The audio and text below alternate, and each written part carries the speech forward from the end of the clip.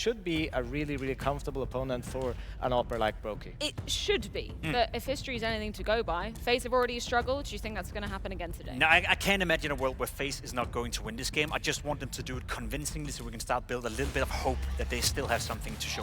Well, it's time to see if FaZe can indeed bounce back a best of 3 versus RED Canids. Convincing and FaZe, says Pimp. Those are two words that I think their fan base would love to put together, but unfortunately, so far the results in Budapest have been anything but. This is going to be a tough one for them if they don't just dominate Mohan, because I think that's what the expectations have started to become. Everybody wants FaZe to power up. Now is going to be their time to do it. Facing elimination versus the RED Canids. Yeah, it's a team that you would never expect to put FaZe in danger in any type of situation, but if you watch yesterday's game, that was probably for me the worst performance that I've seen FaZe participate in since I've ever casted Counter-Strike. It was really, really poor. So I would say it can't be worse than yesterday, but yesterday was scary. Yesterday's map went down on Overpass, so luckily for them, not a part of this one. We kick it off on Mirage with a bomb plant over towards A, a strong post plant over towards Ticket as well, but that's going to be a critical kill. Kawez kind of peeling Kerrigan off means mid-control totally back the way to the CTs.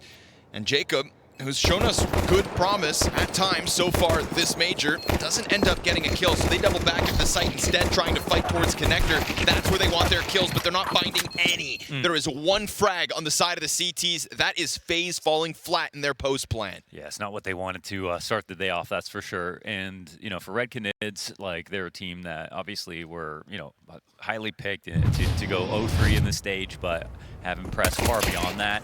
Whereas FaZe have kind of done the opposite. Most people, you know, probably didn't put them 3-0, but definitely had them through and have actually just disappointed so far below those expectations that it's been startling. RED Canids are a team that they have to believe in themselves right now. They know FaZe are weak. They know that they're vulnerable, and you know that they're a Brazilian team, man. They're going to play with so much heart that FaZe have to go up against that when it comes to their mental, and I think that's their weakest part right now. So, you know, I mean, even having Overpass come through in the veto in the last match, I think it's a weird sign because it just shows you FaZe don't have a ton of confidence in their map pool overall. And, of course, after boot camping, some of those stats don't necessarily mean a lot.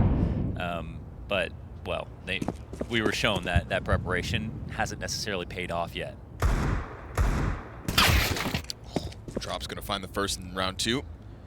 This is, you know, on the other side of the coin, a team that also played in their 1-1 game, RED Canids, go up against Legacy, had a great first half. Their T-side attack on Nuke gave us a lot of promise, in fact. It was just the changing of the guard that suddenly took that game entirely away from them. They didn't win a single round on the opposite side. Yeah, so, you know, but promise was there, right? It felt alive, and I think in their minds it would have felt that way as well. So we'll see if another strong start at the beginning of this series. And this time, you just got to keep both hands on it and run with it, because there's no doubt in my mind FaZe will start kind of kicking and bucking as the series goes on, even if they are a little shaky out of the gate.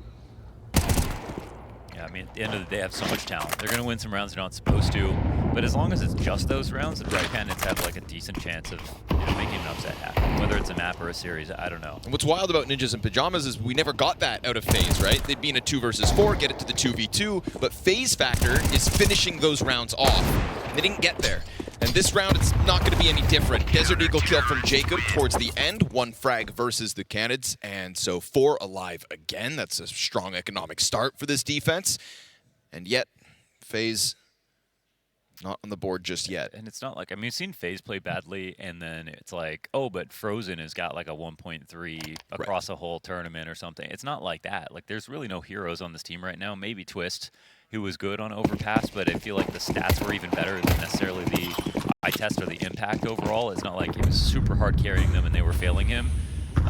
You know, when it came to the B side on Overpass, it was him and Jacob sort of taking turns dying to that op from Wrinkle. So there's a lot of guys that can step up and are absolutely capable of doing so.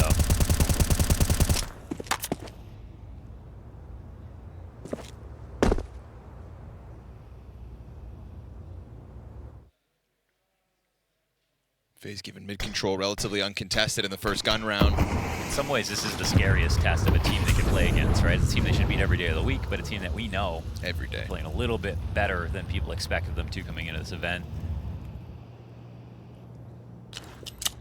You know FaZe are going to come at this with a lot of respect.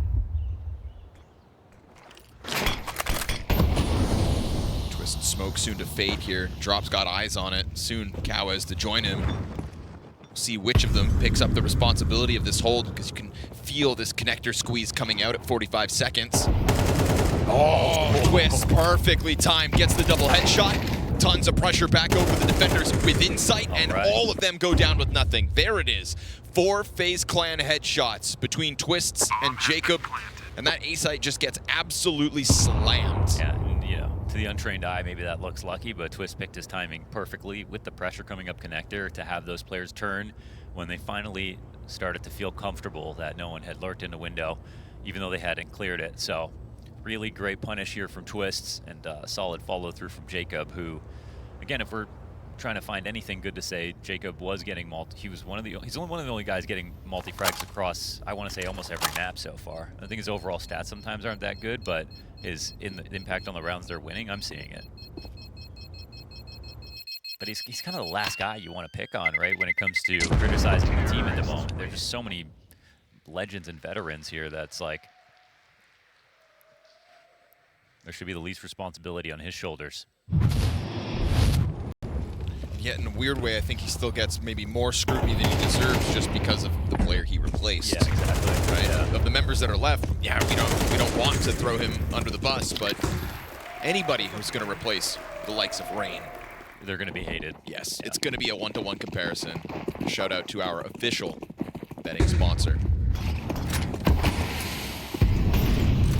Frag grenade down to bottom connector, nobody home. Again, it's going to be a bit of space offered open by the defense, and Kerrigan happy to just slide right through it with a bit of tempo on this one. It's the same smoke that they used to cross beneath that window and get Twists into the window 1 round ago. But now Twist is a part of this connector, or cat pressure. FaZe left to their own devices yet again. These longer defaults are something I'm definitely looking for more to see. I think on Overpass, the calling just didn't look very good. And you know, going back to a map like this, I think makes more sense from that perspective.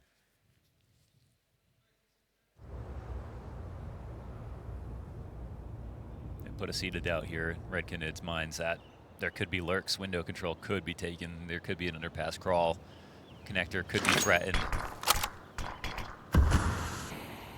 They haven't actually put a player in place to lurk.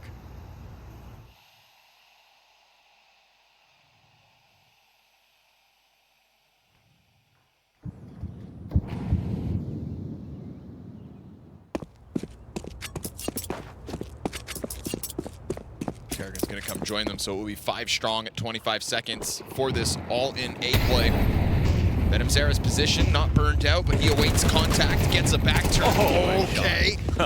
Jacob gives great cover, and then Twists is given a chance to keep spinning around until he finds his. So boiled down to the final 20 seconds. FaZe, the moment you have anything to shoot at so far, once they've had these guns, those bodies hit the ground instantly. You could see that they were a little bit worried about trying to push for space, even over on B, where they had a boost up, and they didn't want to make that first move, but clearly they needed to. It was not a very complicated split, but with the mid control that came in, pushed the CTs back, got them a little scared of a few different options. And that means no flank comes in. They'll keep 5 up here as they win a round off the back of, again, Twist and Jacob getting entries. Already tearing apart what was that economy RED Canids were able to build. Those 2 rounds with 4 survivors. It was all on the line with this one, so forced hand in the save. FaZe Clan getting their groove on with back-to-back round wins. Well, that's a good sign. It is. Those 2 rounds are already better than anything we saw yesterday. Again, just to reiterate, versus NIP on Overpass, they won both pistols. They converted both those pistols for a 3-0 start in each half, and they had, at max, 2 other rounds sprinkled in within it. Yeah. I think there was just... It was 7, yeah. It was 7. Total. So then it was the 1 round Kerrigan gets a 3K. And you know, we said you can't waste a Kerrigan performance like this. And yet down the drain, that result went. But here's the reward. RED Canids with limitations, 2 USPs in this equation. Twist is already up in the apartments and has Frozen to work with. They'll make mincemeat of that underpass push. Still a threat of 2 of the guns saved in the last round out there on the field, but this is FaZe with a nice early comfortable kickoff. The fact that you've got 2 of those defenders dead already, you just keep your guard up and eventually Kawaz is going to walk into your lap. Yeah, I mean, this push means nothing. Essentially, they're pretty stringy here already, losing players, so FaZe have enough resources to watch their flank. 1 kill comes down at the very minimum, but now there's only 1 alive, and that's Drop of the USP hanging out in jungle. What kind of scoreline does FaZe need to establish in this best of 3 for, you to kind of believe that they'll progress? I mean, maybe if it's like 13-4s. Okay. I can still, I know they can play better than they did yesterday. We're all just wondering, FaZe, when is it the end? I think that's the question. Again, a team that just haven't even won a trophy in many, many years. Like, they're riding off of brand value in a big way. Always a threat, but never actually taking that trophy. Never actually taking that major, even though they get close. It felt like CS2 was kind of theirs for the taking. Yeah, definitely.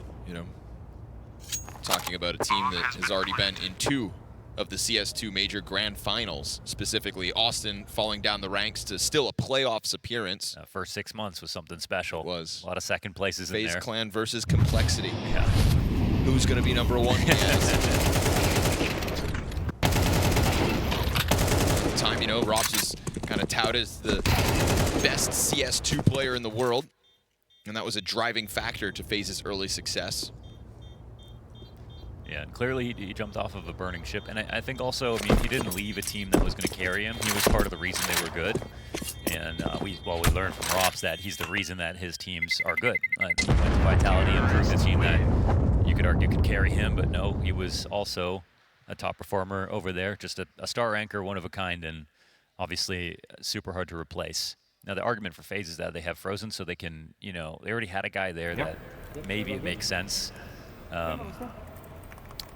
But even Twist coming in for Rain, there's just all these questions about roles with this team and what's going to make sense and what the logic is in the replacements that they make.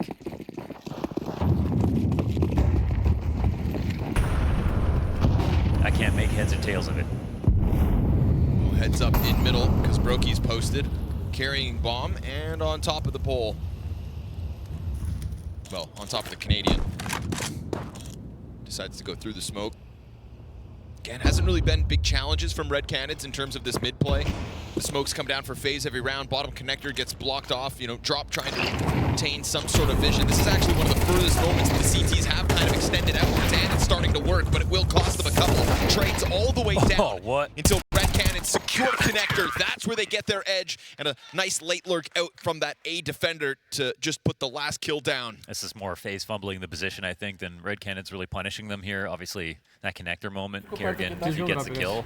Everything gets really ugly from there on, and they didn't seem to be aware of the smoke coming up at connector, the timing. Nice to get a teammate behind him at the very least.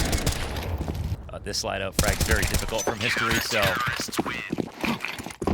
they put it together, but I think what you said is valid. They haven't really been pressuring the mid-control, reclaiming it, even if it's not actually been taken.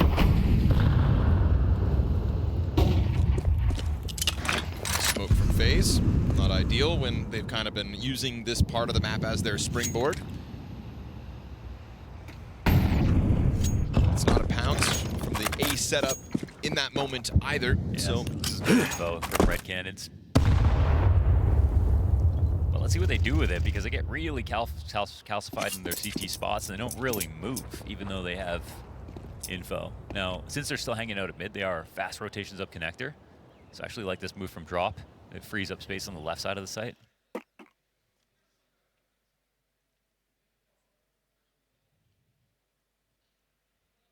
Okay, from here it's all about rotations. Rotations that are looking like they're gonna get smoked off. Drop Venom's there to try to do it. Oh, spray there had potential. Drop back into the covers, got the Palace challenge, smoked off. Teammate comes through the smoke to serve up a distraction, and Drop still keeps himself on that box. It's Frozen with a double kill to make this one even. But then history through smoke just connects it like that. And Brokey into the 40 health 1v2. dropped by his counterpart. Great couple of shots there for History. I don't know if he got vision through that smoke. We don't see it from his POV, whether it got blown open or I something. think it was naded and then it was like partially smoked. We'll see. But either way, those two guys, even if they're on the other side of the jungle smoke, you can just like, you can take shots and have a really good chance of hit someone crossing.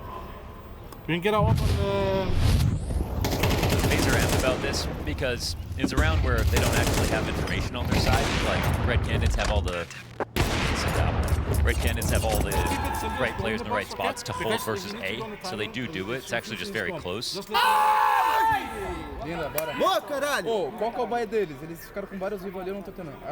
that wasn't extremely convincing for them. And it does wind up being just like a smoke slightly on the fade. Just enough vision onto defaults to stop Frozen in his tracks. Nice moment for History. Shut it down, you put yourself back in the lead by 1 round.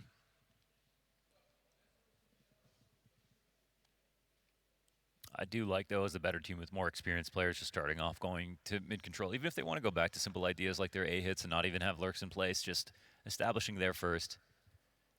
Taking it over, working hard for the round. I feel like building a better base for a T side. T side that's damn near all invested here in the 8th round.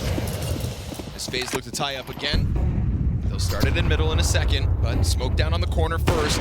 Ooh, missed. Not missed, rather, just survived. Kerrigan taken down to 16 HP. And he's usually the guy in the front of this pack, so Jacob taking up the mantle, eats the frag grenade in his place. Good, because it would have been lethal to Finn. And now we've got 2 of FaZe Clan's members walking wounded.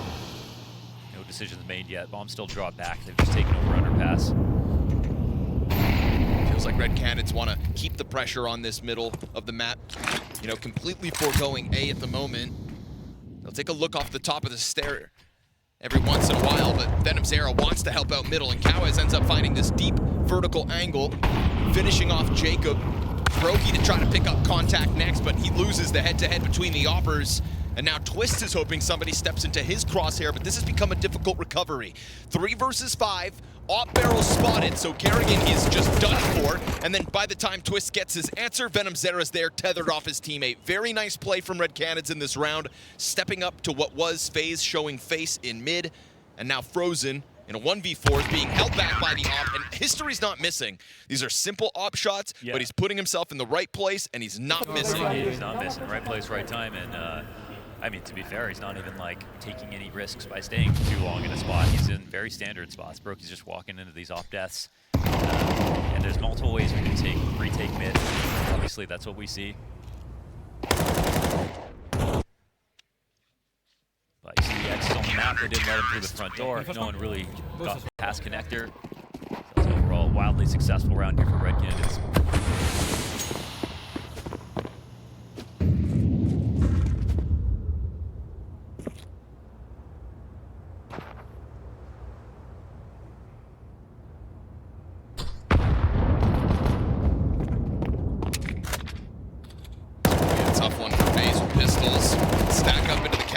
Gets the kill eventually. And that would have been a beautiful opening for Brokey to put more pressure on the other side of the map. He shows them bomb dropping down into connector. Jesus takes a bullet to the face, but will survive.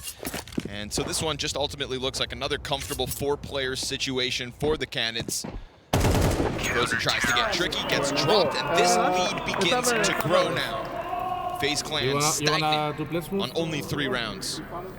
We'll talk about good rounds and how well they're being played and the improvements and everything, but numerically, Red Canids are just in a strong spot.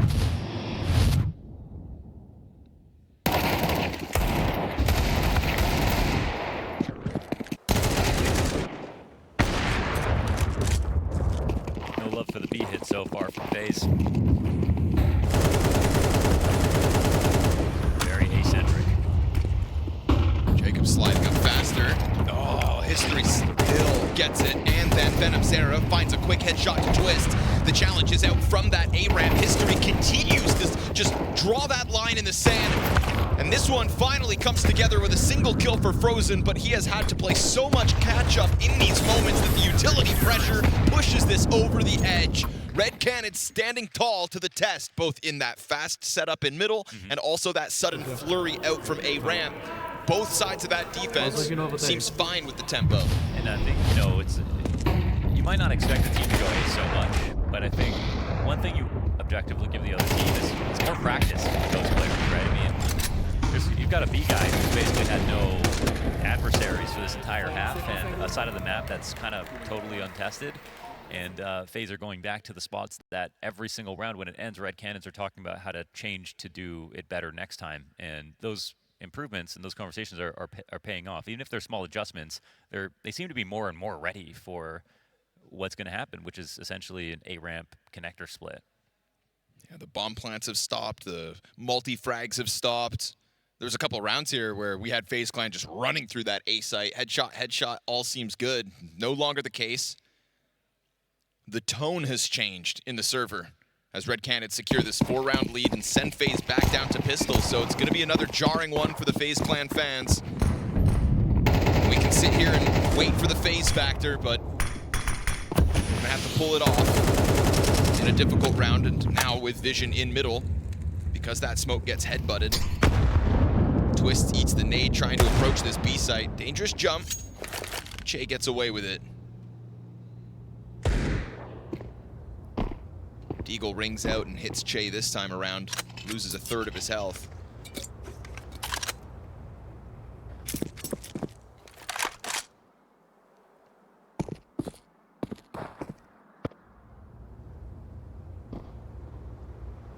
Where is Cowes here? Is he exposed to Kerrigan? Oh, okay, he's up in ladder. Safe and sound.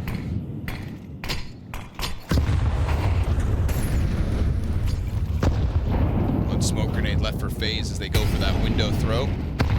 Molly to catwalk, challenge off connector, drop showing that the presence is close by, and Cowes activates. Doesn't want to just sit around, looks to get his move on. Pressure from drop inside Khan with the double kill, and it forced Jacob to come back. At least he was able to clear it, grab that AK-47, and at 30 seconds, these AKs for FaZe are split up. This is the kind of round that we know they can pull off, but history well-timed with his find.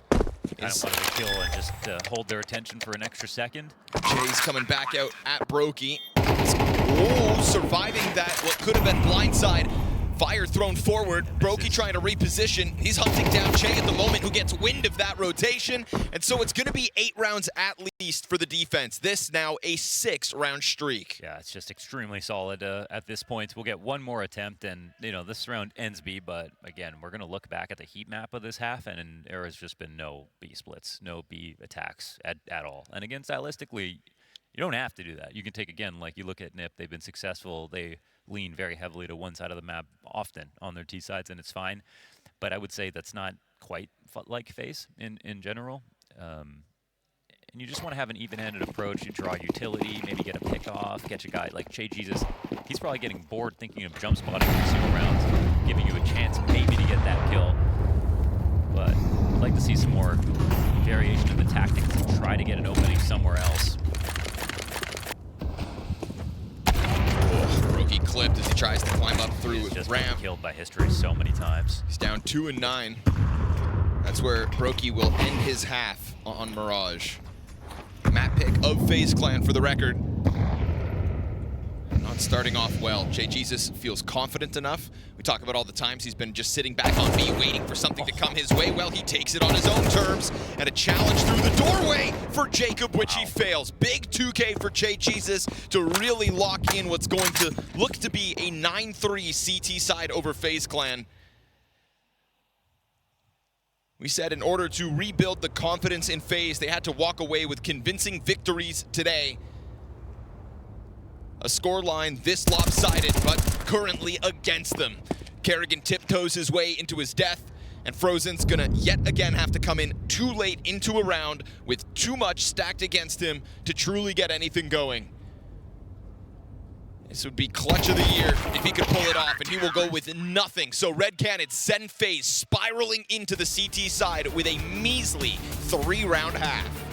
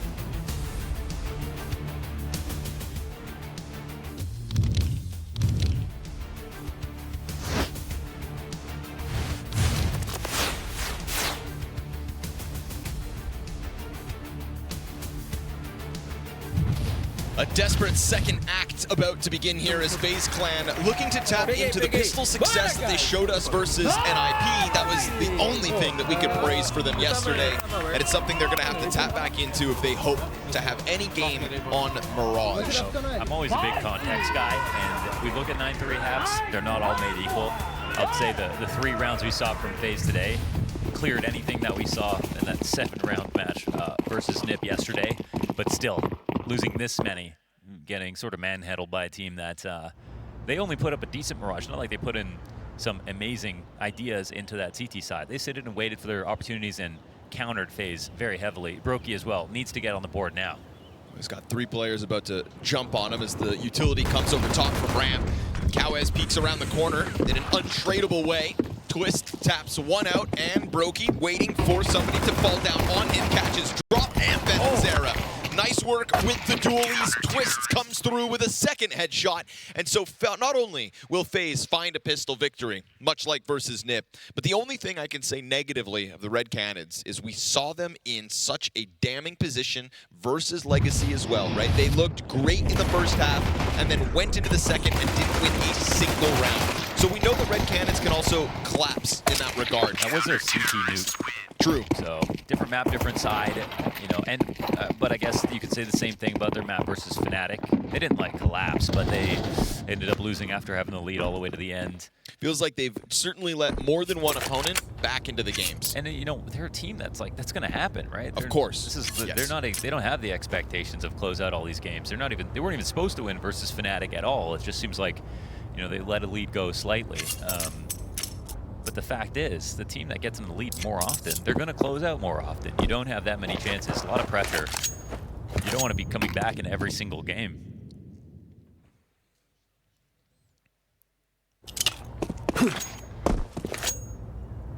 Working with very little. They'll check out the window smoke. It lands. 5 players into the Palace, which by the time they get to the exit, the smoke currently there will fade. And we'll see if Jacob can manhandle everybody flooding out through that Palace. Brokey will get an earlier sign as long as he stays on this box. And we are talking no Kevlar, no upgraded pistols. So very dire situation here for RED Canids. But hell, a bomb plant, That's a silver lining. Bomb plant's a miracle in this spot. Missed first shot. Jacob gets 3, and it's just about exactly what you'd expect. Good on FaZe, making sure they convert that pistol with perfection. Yeah, that's good. Sets the stage for it, sort of a comeback. They make as much money as possible, deny money where they can. And yeah, RED Canids. Let's see if they do have a closing problem or if we had 2 aberrations.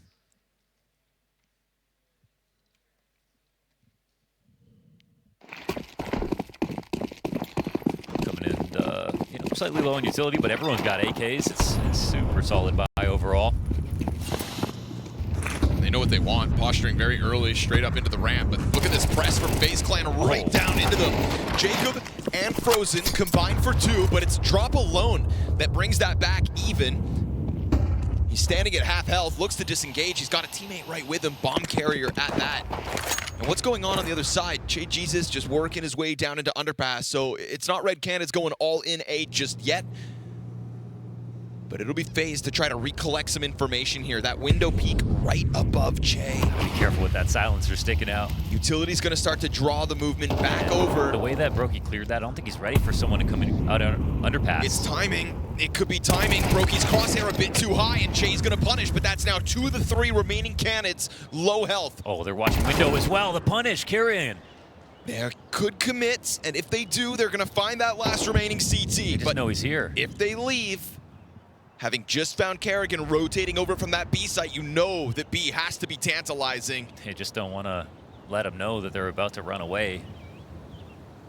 So 2 leave over towards T-spawn. Che locked into the window corner, but if Frozen kills Che, now suddenly they won't know where he's off to, but Frozen doesn't know just how far RED Canids have already progressed. They probably should have gone back to middle in this spot because they don't know. Frozen's obviously making the right move. A chance for Frozen to really save the day. A lot of rounds on the T side. He comes into these bomb sites a bit too late, but at this point, 15 seconds left. Don't play this down to the clock. You need a second to clear What's out. What's he gonna do? Out in the open, catches the burst! Oh. But can't maintain the spray. So the 3rd remaining player in that 1v3 just puts it over the line for RED Canids. I think there was a part of Frozen who is amazing in the clutch, who thought maybe they're coming up Cat as well. I just wanted to not sit empty pillar, even though that would have been the best place to be. And just wondered why they were taking so long to do this move. Or if they're going to re-aggress towards A and he's starting to rotate back off Cat to see if he can catch the plant. But a nice try regardless. It's an excellent effort. I don't want to take anything away from his attempt, but those are the kinds of rounds that when FaZe are at their best, those are the ones they're winning. I'm also pointing to Kerrigan a little bit. You know, it comes through window when Che just got that kill in jungle. Sure. With the right side smokes up, there's pretty much nothing better for Che to do than sit and wait for a rotator. But that wasn't calmed, or Kerrigan felt like this was the time to take a risk. And, you know, you put yourself in Che's position right there. Are you going to go back into connector and fight a guy on Cat, or are you just going to sit there and hold map control? The easiest angle you have is to look at the murder hole and just wait for your team to take the A site. So might have been a slight miscalculation. Maybe Kerrigan just felt, well, this is a desperate situation overall. And by desperate, I mean the stage of this major, you know, is probably starting to creep in. Things are not going right. He also enters this major at a career low rating on this not year. Helping, yeah. It's been a tough go of it, on top of trying to onboard not a superstar signing, Again, but a fresh face. I'm saying I want to count up multis after this is all done Sure. and see who had the most. So I'm telling you, Jacob has got to be number 1 or 2. Currently Maybe most Twix. frags yet again. Yeah. Sitting on this missed chance at the ramp play. They do exit over top. There's a player in sandwich in Jacob. Maybe he will yet again be the deliverer of the multi-frag. Brokey playing around with it. Jacob's now been found out. They're going to try to zone him, and it's Twist to give the cover as seemingly Brokey misses another shot. He goes back in for thirds, but nobody presents themselves yet. They actually drop a smoke here, RED Canids, to get themselves back into the ramp to create more questions in the back of FaZe Clan's minds. Yeah, could be one Tetris Palace as well if there was a second, but FaZe are moving wisely, I think, coming to clear out mid.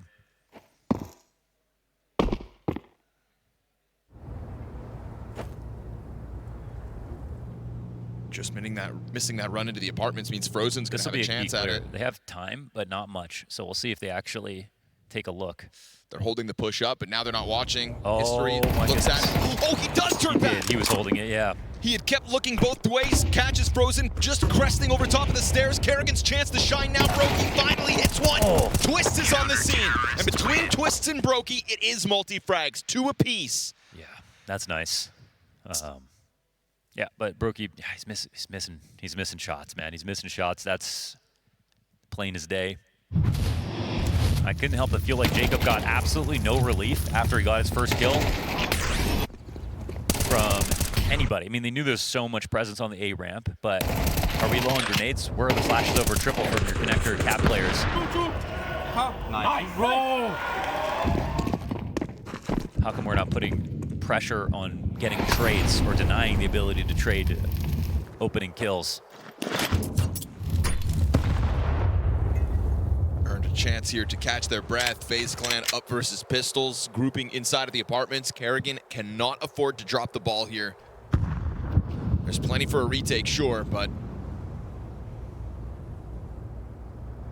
players are pretty far away, man. Kerrigan willing to take up responsibility for this B site. They're here looking at notes, talking over things. They like to save their money. This should be a confidence building round for Kerrigan. Here on B, only Glocks, no armor, MP9. He can make thousands and thousands of dollars right now. But he does have 1 kill so far this map. This should be the round where that changes. Should be. Yeah. No rotate near. Normally, anti-eco, you'd want to have a second guy with him in the site, and they're steady in mid right now. So, but with the MP9, I'd take this gun over some others, to be honest, for this hold. You know, if the bomb Why is this scary? It shouldn't be. This should be Shouldn't simple. be. Yeah. I mean, I think right now I'm just looking at a bomb plant. I'd say bomb plant even likely. They're coming in now to help. Start to make their move. Bomb's going to get dropped in the process. Kerrigan holds his line, and Che getting a kill from inside sight, but not with that bomb possession. Means it's going to dry up for him. Good luck, buddy. Quick move from the mid setup to come help out Kerrigan. So just the MP9 loss, so be it. You make sure the bomb doesn't go down, and Kerrigan goes from 1 frag to 4, I believe. That's FaZe Clan cutting into the lead that RED Canids had secured. They got notes everywhere.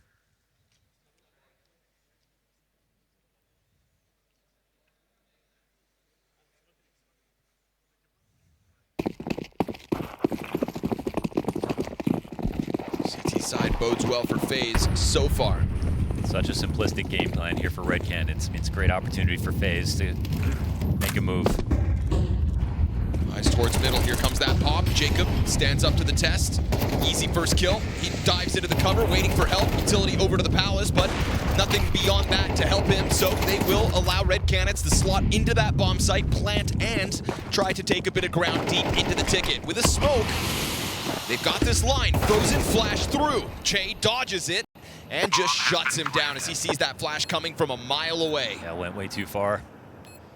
So now man advantage with the post plant. They tried to cover someone holding missiles. Wasn't ready for someone out wide. Sitting on the brink of an 11-7 lead.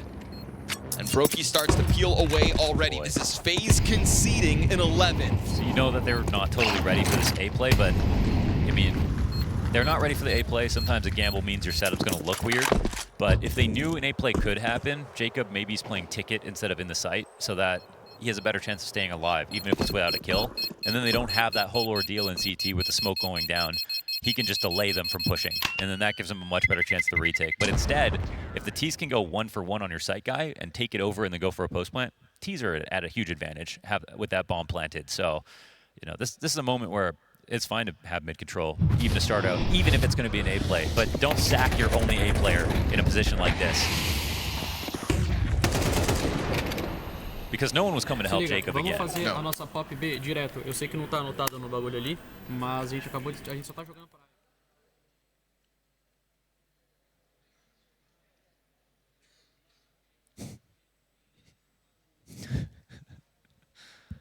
Let's make sure there's no sediment in the water. Just got to, you know, quality control. FaZe Clan now out of timeouts at an 11-7 deficit. This is only the second round on the T side, as you can see, that Canids have been able to pick up. It's all about finding them consecutively now. Like you said, kind of simplistic approach. It's super simple, man. Right? That kind of makes me feel like FaZe, you definitely should be able to take a game like this. And it's like, no offense to Red Canids at all. They're playing within their power, right? They're not trying to do anything more than what they're used to or comfortable with. And that's actually a good sign. I mean, they're confident about it. The follow-through is really good. They're going fast. They're spacing well and everything. They even lost the first player on that exact. Worst thing you can do for Red Canids is try to close this game from something unfamiliar. Okay, and this is a moment where we see so many setups from FaZe inside a middle, high up on Cat. But if you don't have anyone on that Cat corner, look at the pressure on Kerrigan, man, whether he knows it or not. And right now, FaZe don't even know what's going on inside of middle. Brokey starts to peel over. He'll be inside of the market. Frag Grenade gets a good amount of damage on 1 or 2. Brokey finds his shot on Cowes. That's a great start. Kerrigan's kept his eyes down from bench. Brokey pushes outwards and misses his chance at a second frag. Now he's playing out in the open. And it's going to be Red Canids that tear right through them. Not just the first 2, but Frozen on the rotate as well. I mean, let's be honest. Like, what have we seen so far from Red Canids? We have seen out of spawn and side execs, right? It's the same thing that happened last round. This time, Brokey's there, you know, kind of just in time and gets one pick off, but they're not ready for something fast. When have we not seen something fast from Red Canids? It's... Brokey kind of goes classic mode, I think, in trying to throw himself out through market, but that was 2 missed shots. Yeah. He picks up 1 kill, but he misses 2 more shots. And he's the one that signs up for that kind of, you know, high-octane, push the bomb site type move. In contrast to Kerrigan, who's just trying to hide behind the bench. If you get the first kill, you can get into a spot where you can take another aggressive line on the second window. If not, people aren't jumping out, but he's really relying on Kerrigan to like put up 1 kill, and then maybe he can get a third, and then they just dominate, and the retake's a lot easier. That's Kerrigan with 1 kill. That triple on the anti-eco with the MP9 and nothing beyond it. They're losing the most simple game plan ever. Like, we haven't even had connector lurks. We haven't had cat lurks. We haven't had window lurks. Nothing like that out of Red Canids. Can we recall a round where they've tried to make this complicated? No, not a single time. It's a bye at least for FaZe, but they'll face 5 map points.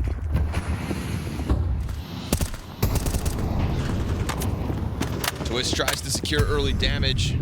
No connection. You know, Red Canids have kind of had FaZe playing blind in mid, like that last round with the rotate around through market. But a little smoke presence towards top middle, some flashes behind it. See, like this B setup, I like it so much more. I mean, we've got Kerrigan and Frozen playing together. They both have a view on the window, a fast rotation, a second player, if someone gets blind, extra set of ammo in case someone runs out. And if you don't, you totally lose the site and get wall smoked out, then you at least don't lose a player at the same time. And yeah, you don't want to have to retake B, but they're close enough that they can fight pretty actively.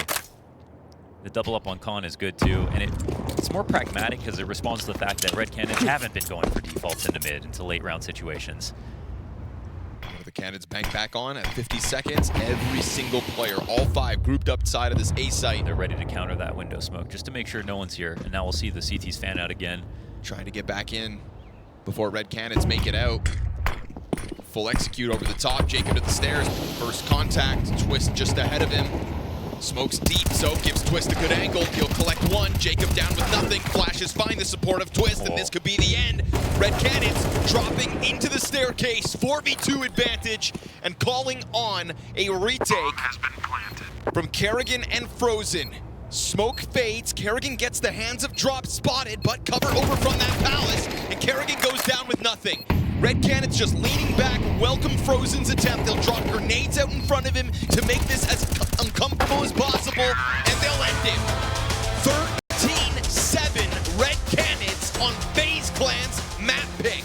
This is a death spiral in Budapest.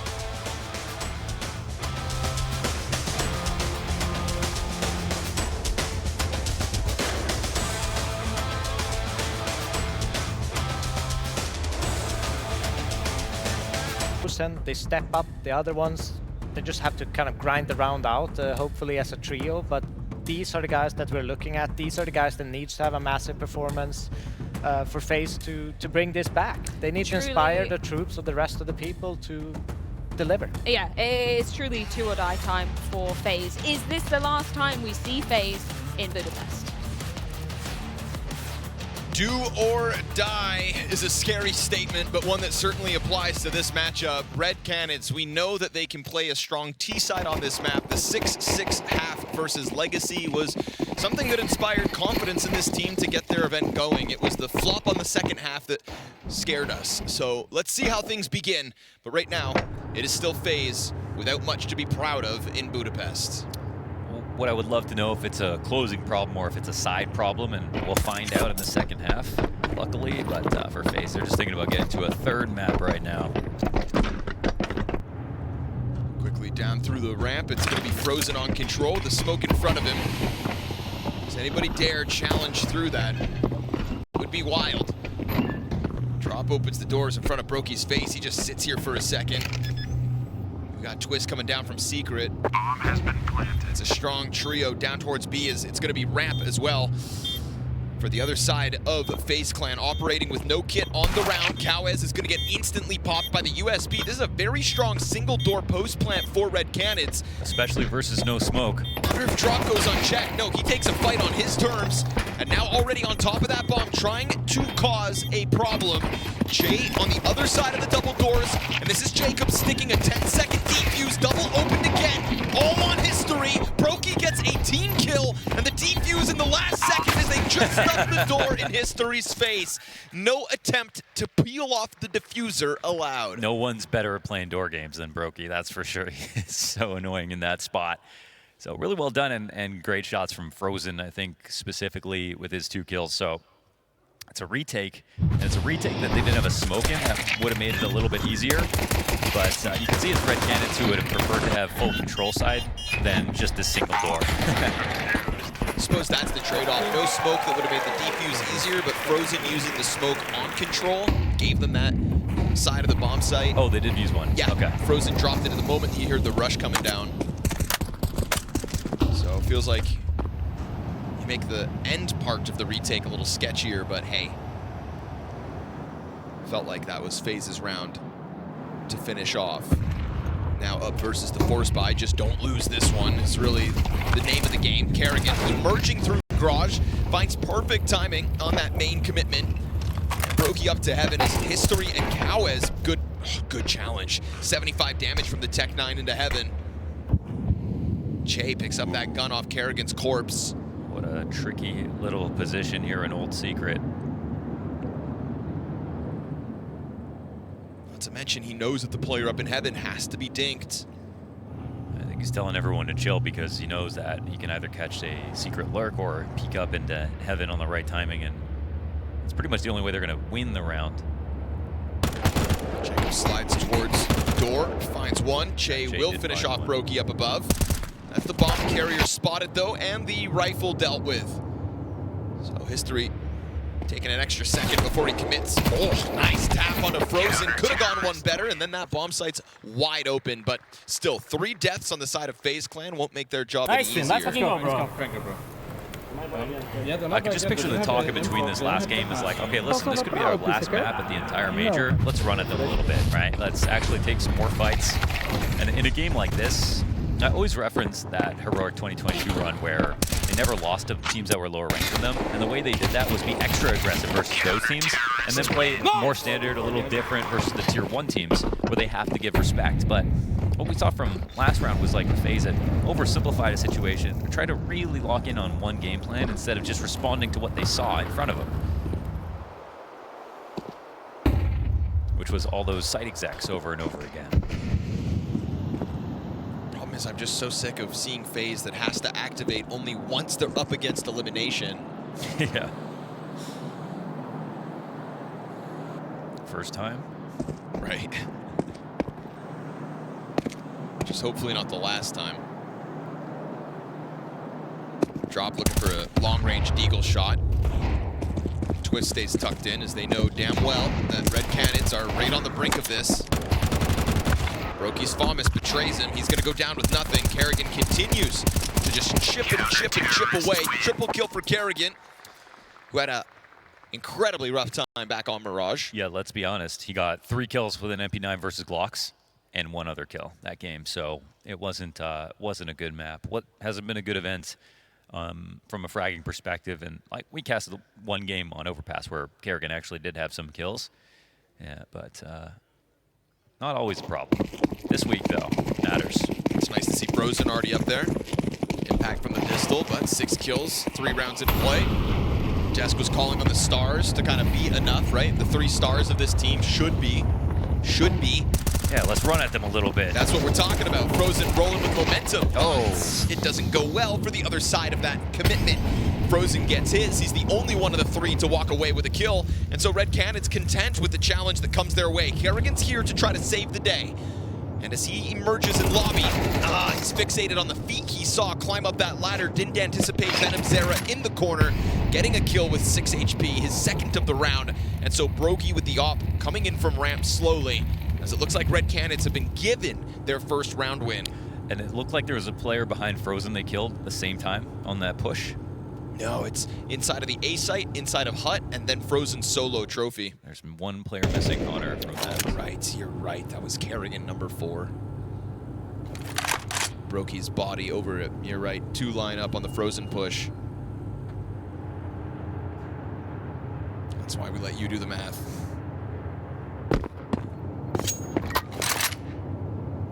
Ultimate respect here from Red Canids. Speaking of math, using every single second here, calculated down to the limit.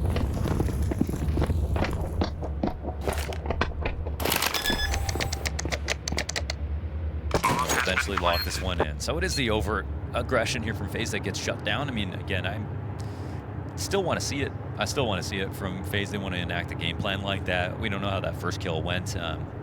It could feel like they got a little bit unlucky. But I think more variety is just going to be nice to see from FaZe, because I think that's just what's been missing. We can even yesterday and today. Today, you know, T side Mirage is a lot of A plays. CT side is a lot of mid control. Yesterday, same mistakes they were making over and over again on the B side. Like, there's a lot of repetitive behavior that's sort of costing FaZe these matches.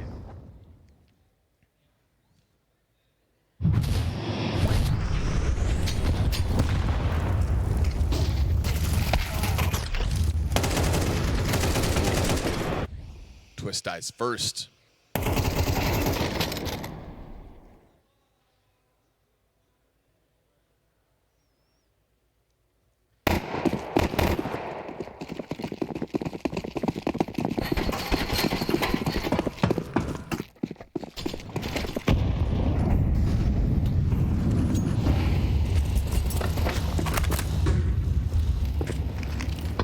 Scary here for FaZe with the smoke in front of Vent, but Twist climbs down it.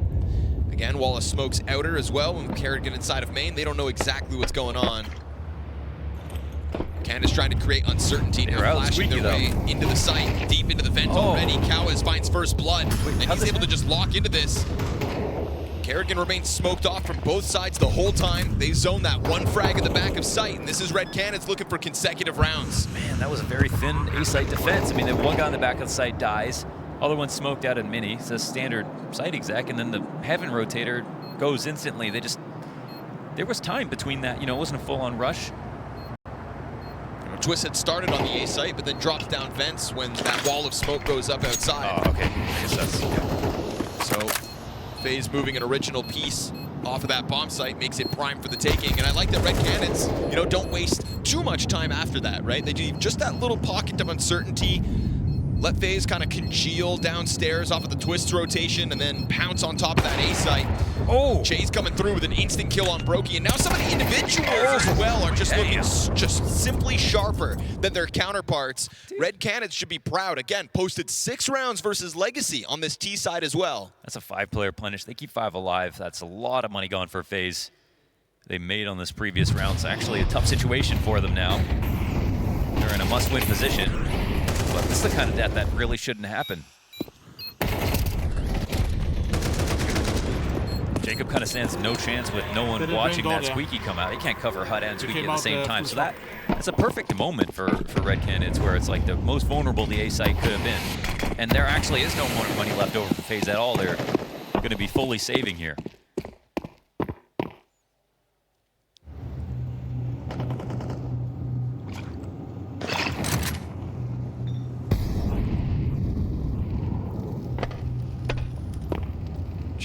believe that there's no resistance downstairs. That's because we're doing this. You got a name for this strat? This is the double somersault heaven wafer. Okay. Extravaganza 2.0. No. Okay. You don't want to see that strat. Yeah, okay. Save that one for the major. Stage 2 at least.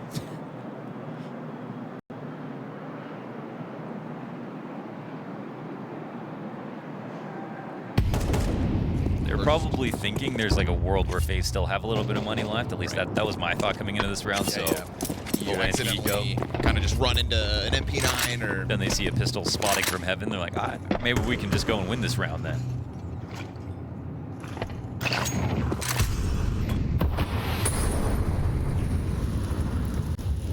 Good luck, Kerrigan. Here's him running around on that bomb site now, so confirmed. Canids about to walk away with a tied game, 6 rounds into play. Bomb has been planted. Already a 3-round T-side.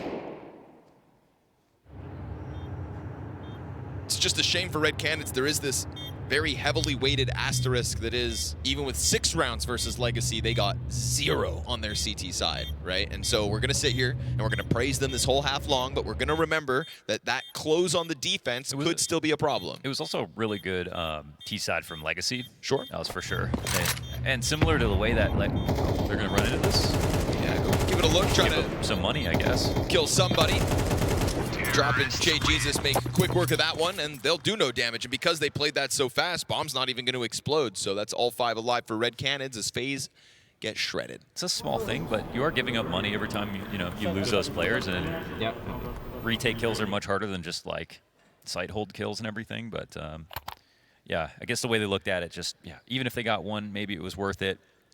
Could have grabbed that. RED Canids stacking that paper high. Meanwhile, FaZe have $50 in the bank. Their entire team combined, $50 left over beyond this purchase. So, time to get that lead back. As RED Canids go 3 rounds consecutive. We saw that in one of the opening gun rounds, FaZe were just going to try to throw Frozen at this lobby play. Teammates right behind him. Feels like FaZe are starting to shell up again already. Not working with a ton of utility. Careful. Twist drops the fire in front of it, but that's great, I think, for Cowes. The fact that you just burned the utility, all the utility that FaZe still had was burned based on one player taking a close look on Hut, and there's still beyond a minute left on this round.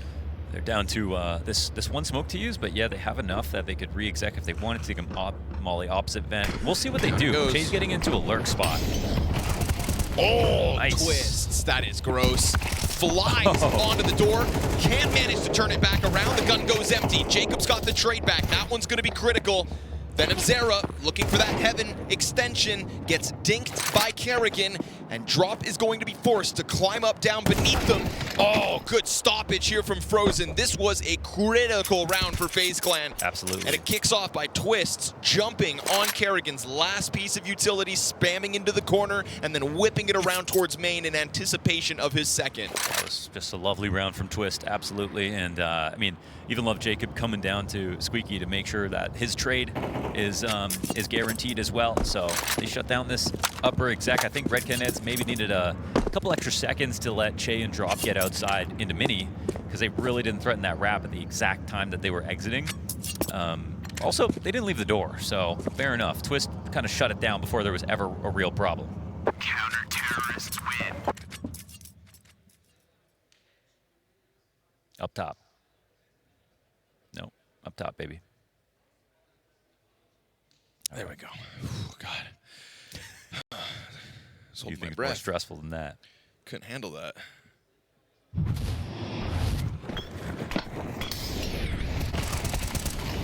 Love this play by Twists.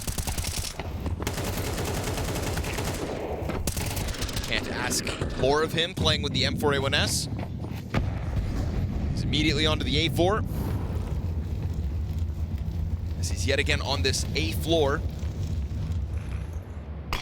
Instead, just postured behind Brokey, who gets that deep lobby angle, but that gets smoked off by the CTs. So Brokey will lose his spot and have to go elsewhere, hunting through Hut instead.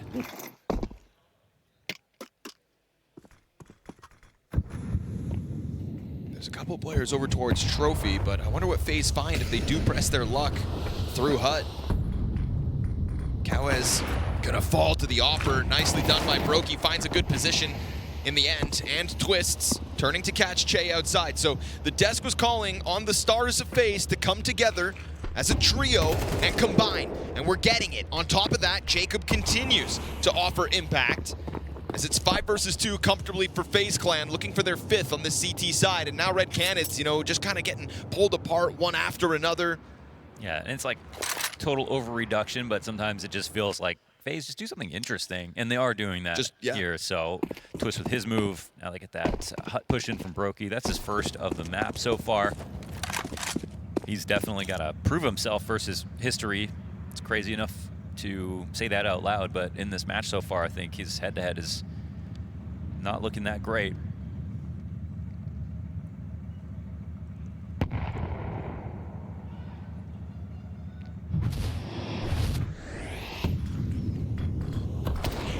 Here's one nice and easy to get on the board. Twist, he's got his eyes wide open here. Yeah, catching all the lurks. After map 1, Brokey's head-to-head with history is 2-5. Counter-terrorists win. So not insurmountable, but still.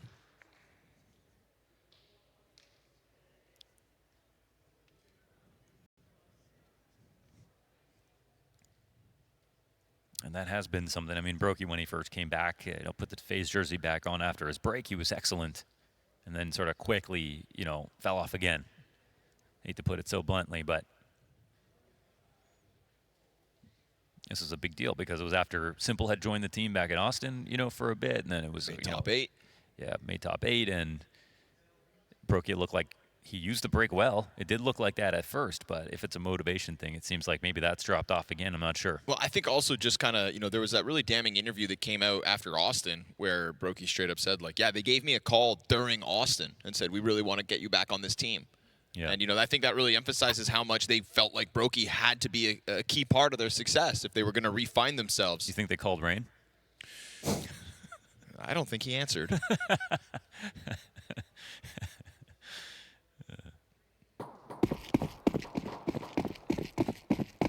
I think Rain's busy hanging out with Sean Gares or Messioso.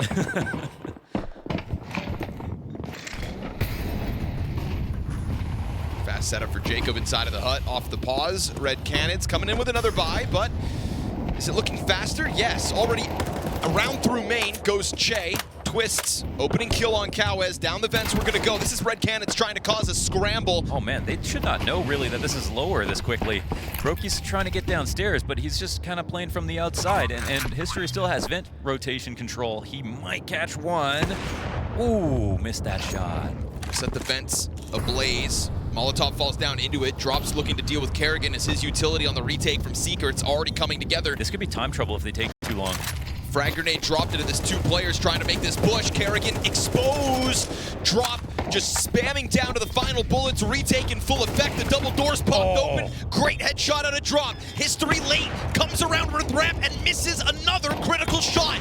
Coverage in the front of it. Twist is going to keep him at bay. He had his chance and missed it. Not once, but twice. And down to the wire. He gets that defused by the skin of his team. All right, well, there we know. If he landed that shot, which was actually quite easy, History could have won that round. But this one's given back to FaZe. Twist gets the opening kill again on the A site. And so even though they drop down with 3 and it's like really chaotic and they would have no idea it's a lower hit, it's a moment where FaZe, at least in a 5v4, you could retake maybe safely. But after Drop got the second kill and the door got blown up on the control side, it looked like this is about to get too hairy.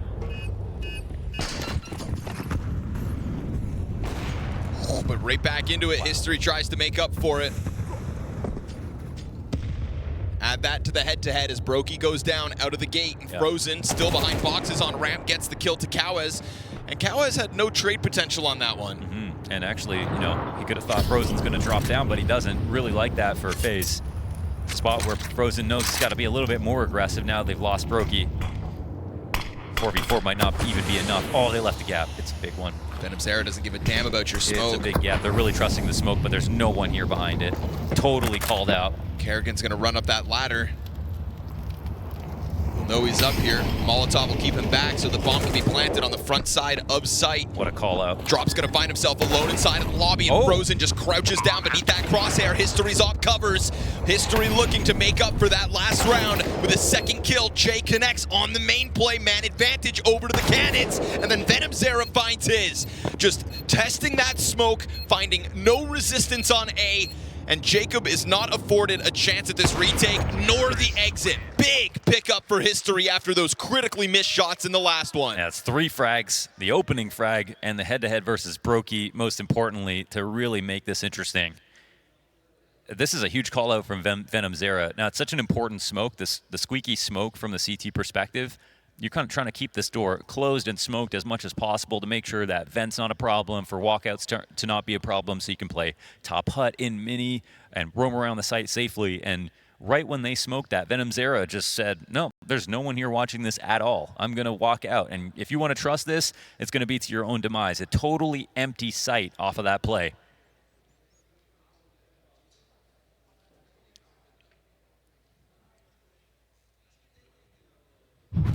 Just when it felt like FaZe had solved all problems, met by the pace. This was a clean kill from Frozen, crawling underneath that shot, but then History on the scene to save it.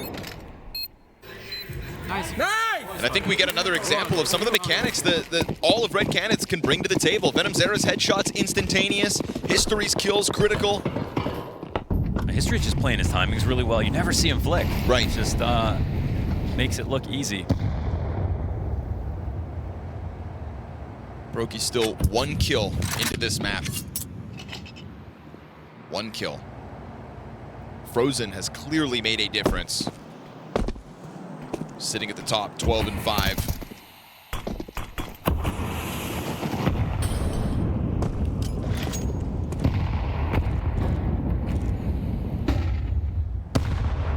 Ouch.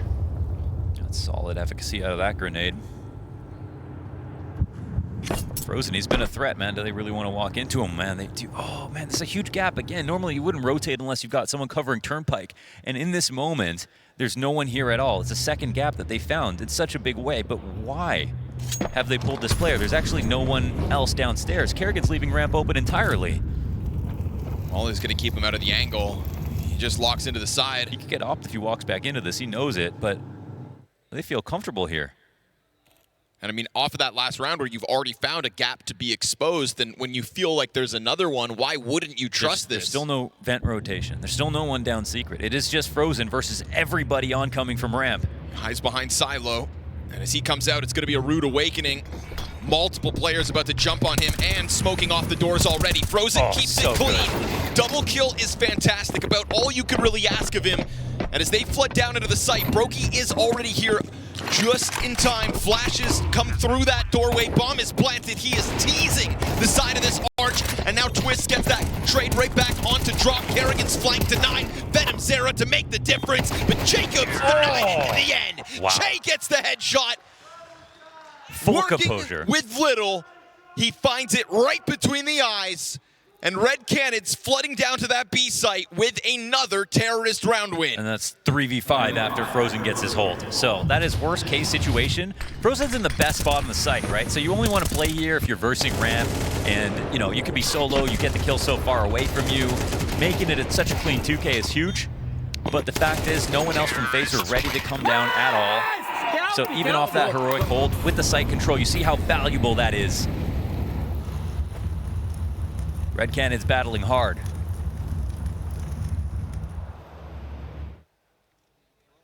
Jay Jesus. How'd they call that timing out? I mean, I guess ramp was open. But also back-to-back rounds, right? The timing on A, the timing into the ramp.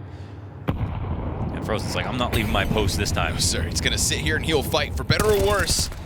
Able to kill drop. No way, Again, so it is nuts. a double kill. Frozen has done more than enough in terms of his individuals this map. He will finish the half 16 and 7. And watch as his struggling teammates will try to make the difference here, 2 of which are working with only 5-7s. But he has given them a man advantage. He gave them a 5v3 last round, and it still wasn't enough. The difference this time is not all of the RED Canids are still following through together. Cow is about to lodge himself into a very interesting spot. I mean, with all the windows intact, the doors closed, it's going to be hard for him, I think, to find a CT or make a mistake. But he's in such a spot that if they start rotating in behind this, and the T's start pretending like he's not here when they throw utility, then somebody else might make a mistake. And again, Kerrigan doesn't have eyes on ramp, Dude, hasn't yeah, this they're whole actually time. not even close to even come down here. They've given this gap over, and they're just hoping that Brokey can control enough so that the retake connects. They're going to molly it or not. They're walking right into the site. They got a smoke control now, right? Or where are they planning for here? History trying to go into the deep side of the bomb site. They're going to take over single door, and they will find it clear for the taking. Now, last time they had that door shut in their face in the pistol. They weren't able to win because of it. Now you've got it blown off the hinges. A gun awaits this retake for FaZe, working without the best piece of this CT side. And History locked into this corner, finds damage on Kerrigan, has Cowes right above him. This is a lethal angle with two T's holding the same side and a pistol emerging out through control. This is Brokey and Twists with only sidearms. Now they'll pick up an AK for Brokey. Che coming at it, catches him with a back turn, sticking the defuse, hits the dink, but it's not enough. And he will find another clutch back to back to tie this half as it's Red Canids to the CT side.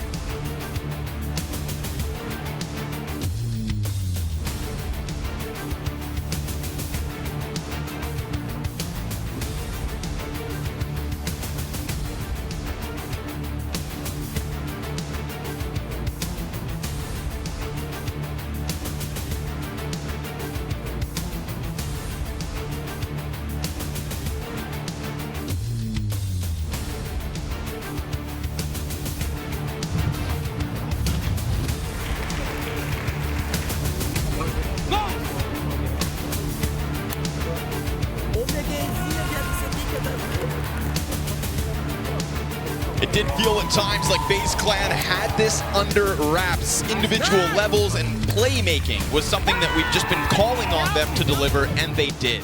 You know, Twists and most notably Frozen throughout most of that half had control of the game. But then right as the door started to close on Red Canids, they go 3 rounds consecutive at the end of their T side and sit pretty with the same score they posted versus Legacy.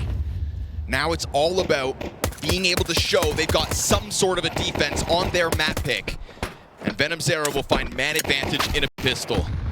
Jacob will take it back. They're still going to sit outside. P250's at this range, trying to whittle away at Venom Zera. They'll get him over the line. Cowes gets Brokey in the backdrop, knows there's a player stuck on Unbreakable, and this is man advantage Canids. And he's still ready to peek. We know Cowes. He is always looking for some action, checking his flank, and this lurk kill is everything. Che gets one, and now it's all on Frozen. Oh man, and it's always been all on Frozen, but this one's just a bit too much. This is a Red Canids that versus Legacy switched with 6 T rounds and posted 0. Well, they're already beating that, so this is about how FaZe are going to do what Legacy did, if they can. Because they haven't played half as good as Legacy.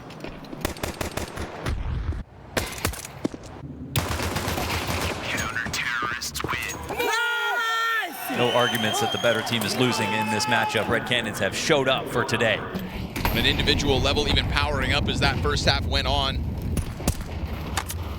Che taking the top of the scoreboard with the back-to-back clutches in the first half. History is winning the AWP head-to-head versus Brokey. It's crushing the AWP head-to-head.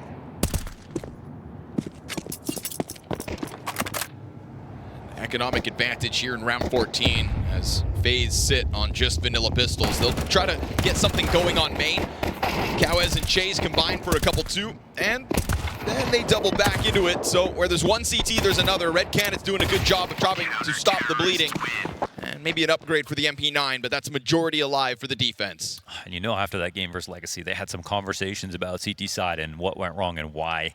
And that's what they're going to aim to fix. And again, Red Canids have done nothing but impress from their position as a severe underdog in each of their games so far.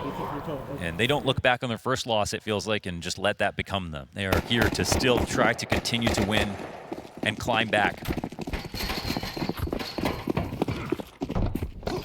This could be the greatest disaster for FaZe.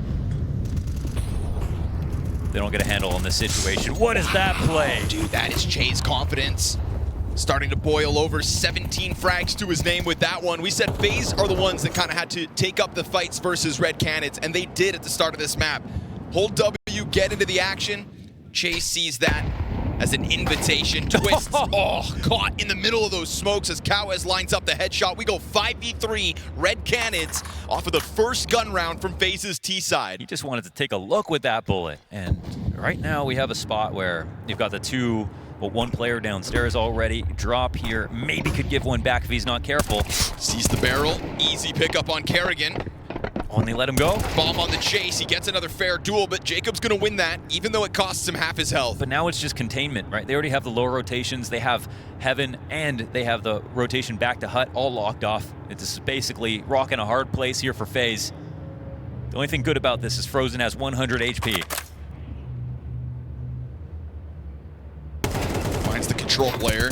Damage back the other way, sets up Cowes for the trade frag and confirms that Jacob's out there. So he'll clean up what his two teammates started, and another majority alive situation for Canids. This time, it's over top of FaZe Clan's guns. Yeah, so one with the pistol to get them back on their feet. FaZe, they let go of some rounds in that first half, ended up with a tie. Now have to come back into the second from T side, and look at this starting play.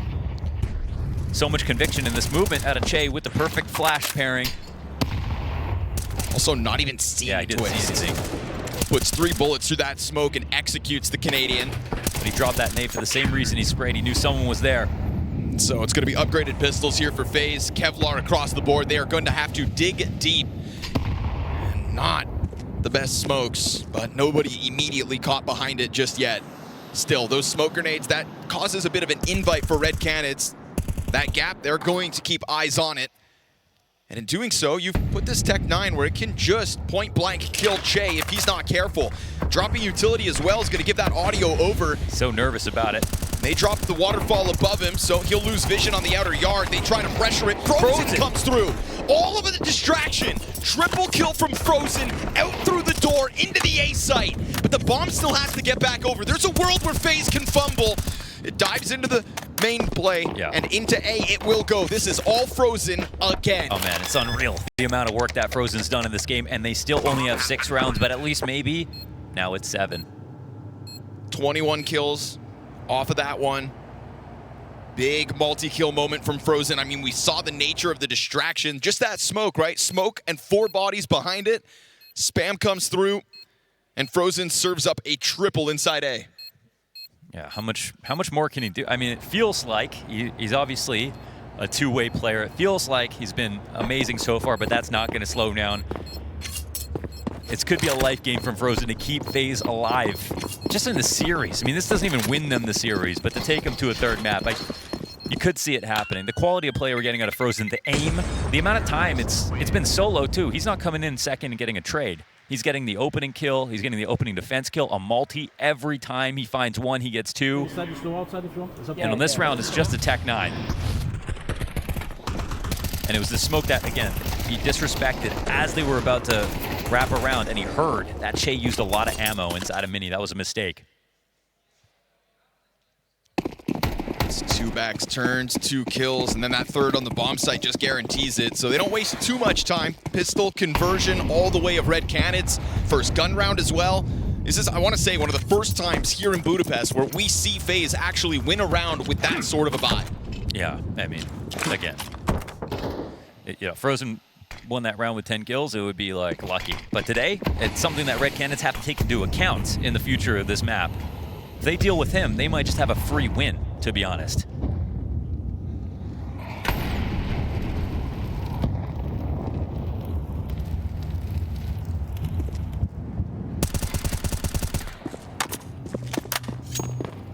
All the while, though, I don't think RED Canids want FaZe to find that comfort zone, so still showing some willingness to take those kinds of opening moves. Drop just spamming down a mag.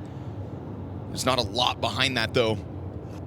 Just feigning a bit of presence. He'll fully reposition over towards ramp. Che, this deep angle from Garage goes unchecked. He's got 2 backs turned. Him and Cowes, triple kill to hold off what was supposed to be the A split.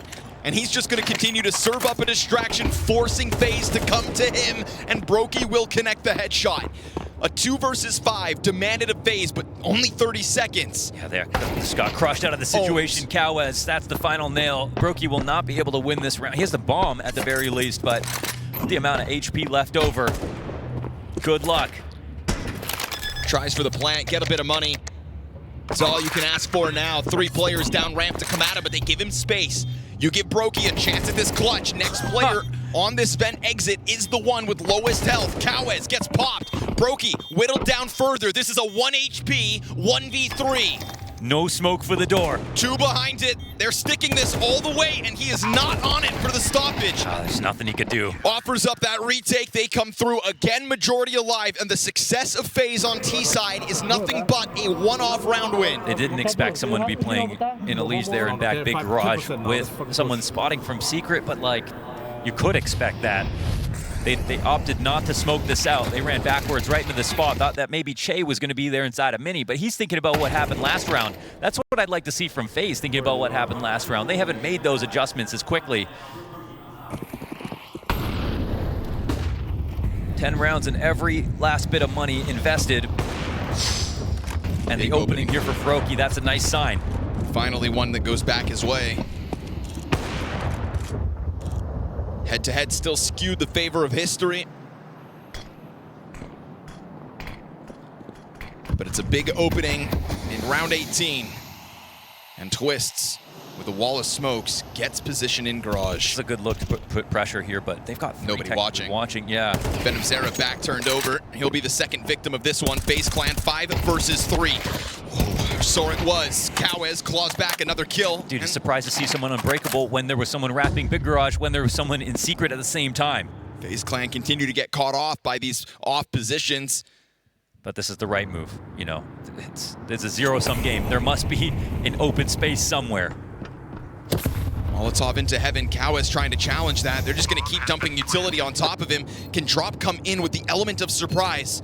They're not exactly watching this right now. Jacob is so far removed from this bomb site as well. He's still over towards Red. And so Drop, it's the right side of the door that gets peeked, but not an instant kill from Kerrigan. It's enough to flush Drop back into lobby. Kerrigan's going to try to chase him, and that is enough to convince them they need to go for this save instead. Yeah. FaZe will close that gap by at least one more round. Nice, okay. Man, with the amount of action outside, I really like the rotations from RED Canids. They said, this round's going to be a little longer. We can actually bring everyone outside for a few seconds. Now, of course, because they don't win their trades, it ends up that FaZe have the open site up, or they can come back to it. They have more map control in the end. But not a bad thing to try after Brokey gets his first kill, Twist gets the second. It's a 3-on-5 for a second, right? And then I won the This opening head-to-head versus history, that's what you need to see. It's not going to be every time with your opper, but sometimes you have to take down the other opper. History's done damage this game. Yeah, it's not in every game, but in this one there has been a lot of battle of the ops. History comes out on top more often than not. That last round a bit different. We go 4 rounds back and forth, and that puts the money in a weird place for the CTs. I mean, yeah, it was a great moment for RED Canids to crush this game, but this one just keeps FaZe alive Red Canids, they have a decision to make here. Sitting on 1 AK in this armor.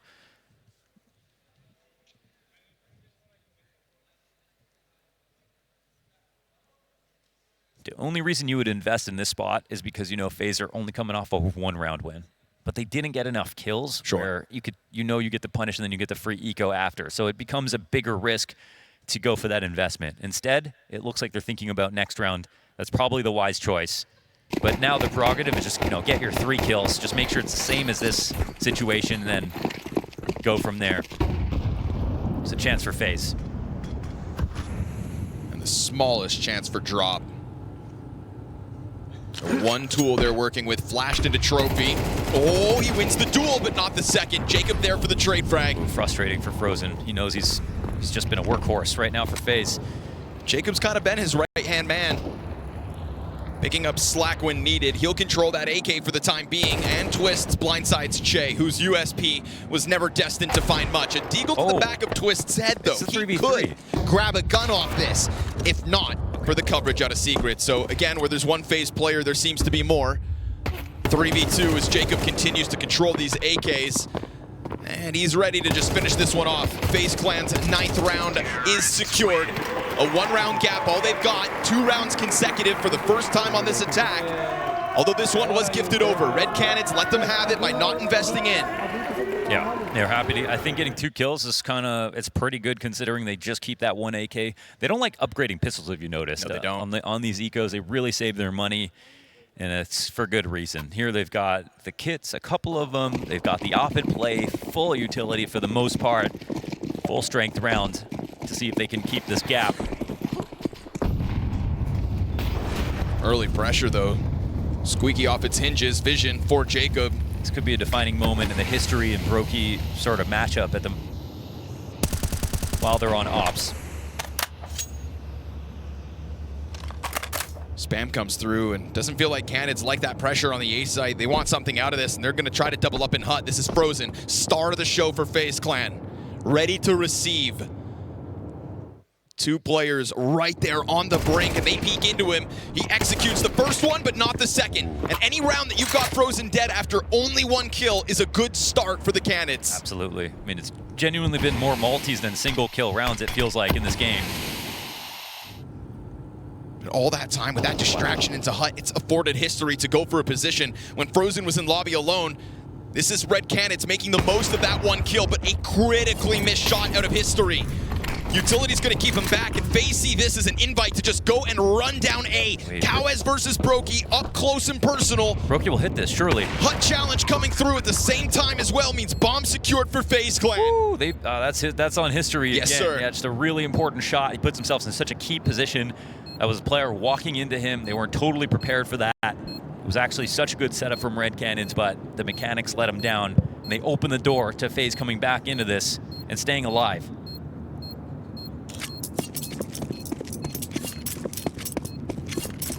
Close, but no cigar.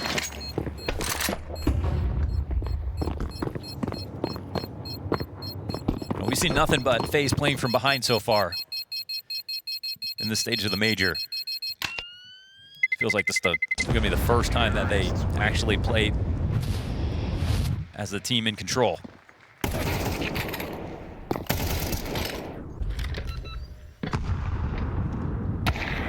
Bomb has been planted. One more out of the radio. Oh, Hut and radio. Which means history might have made sound, which is why they're so ready for him on that angle. It's another one where Red Canids aren't coming in fully equipped. Everything that was saved is going to have to step up to the plate. We go for that early angle from Brokey towards ramp, denied vision. Oh, history. Oh, sees this as an invite, wants to make up for that last round. He hits the shot on Jacob, but it's not lethal. And when we saw history miss 2 critical shots down on that lower sight 1 round, he made up for it in the next round immediately. He is thinking about good risks still. I'm sure upper is tempting right now. They know something is missing from this buy. But it's really ramp that's understaffed. That's where one of these 2 deagles sits alone. Kawes, the other one, inside of the A site. Those are the weak points.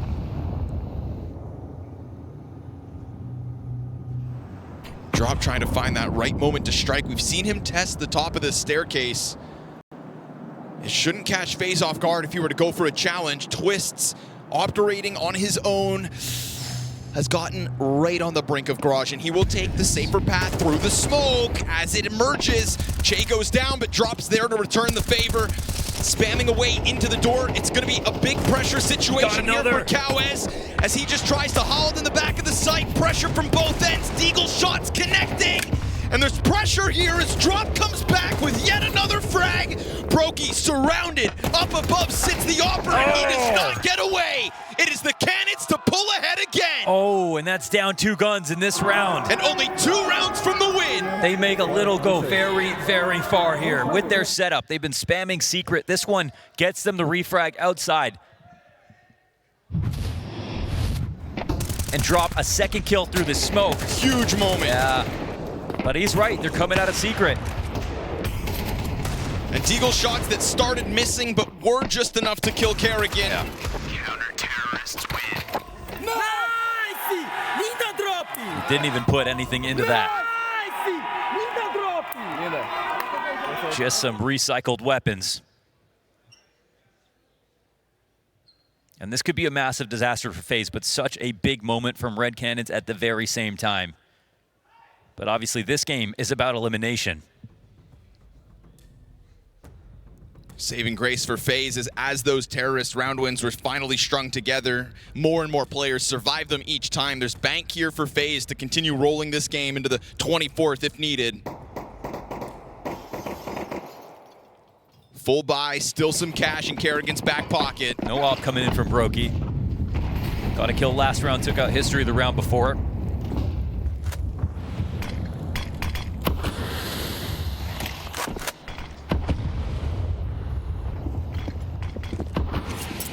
Not a lot outside this round for FaZe, just Kerrigan sitting top silo and sitting passive. I really like how much attention RED Canids give to outer controller. Haven't been any fast ramp plays. Trying to charge in, Che's got a double! And then on top of that, you've got Kawes just dumping those bullets down the door. Kerrigan, in that moment of chaos, though, has maybe just found an opening, a chance to reopen this upper site. Yeah. Maybe. There was so much noise. It doesn't seem like they heard him. They're not responding to this whatsoever. We get this lower play from Drop over towards the stairs, but it's going to be coming in too late. There are 3 players on this bomb site. What can Kerrigan make of this? He could set up a golden play. He might need to.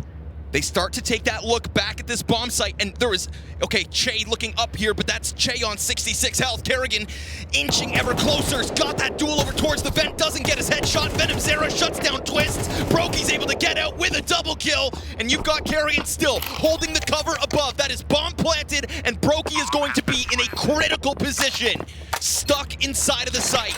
They'll have to go around back to Mini. They've lost heaven control, and they know it. Oh, the op is coming up here. What a roll for history to try to secure this heaven retake. Oh, they're coming in from below with Drop as well. Do they have time to pull this off? He makes a loud step, so Kerrigan is going to be locked in on this angle. You've got Drop right behind it. Brokey's dead in sight, and that's 12. RED Canids take their time for the retake. Pressure on Kerrigan so that he can't help Brokey in the bomb site, and Brokey doesn't ultimately do enough after fighting tooth and nail to get out hot. That's 12 locked in. The brave way to that retake, coming in from heaven with 2 players, almost sure that they would lose one. And this flash was so good, but it didn't catch Che, and this is because RED Canids have been playing outside with extra players. Always someone new that they can rotate in with. It's been really good for the way that FaZe have played this map so far. Even when they've lost a guy, there's always been someone to trade. 2 map and match points now for the RED Canids. Pressure on FaZe Clan. It's a team that's had rocky starts at majors in the past. It's a team that's left their fan base disappointed, but never have they fallen this low at a major. Not even making top 24 if they don't win these next 2 rounds and close out overtime. Flash behind Red Box, opening kill from the back foot. FaZe will attempt to recover. At the very least, you've shut down Che Jesus' multi-kill potential, but Brokey took a lot of damage in that engagement. FaZe are best when they get the time to power up, but they usually earn it, and we see that happen as the weeks go on. This FaZe has felt a little different.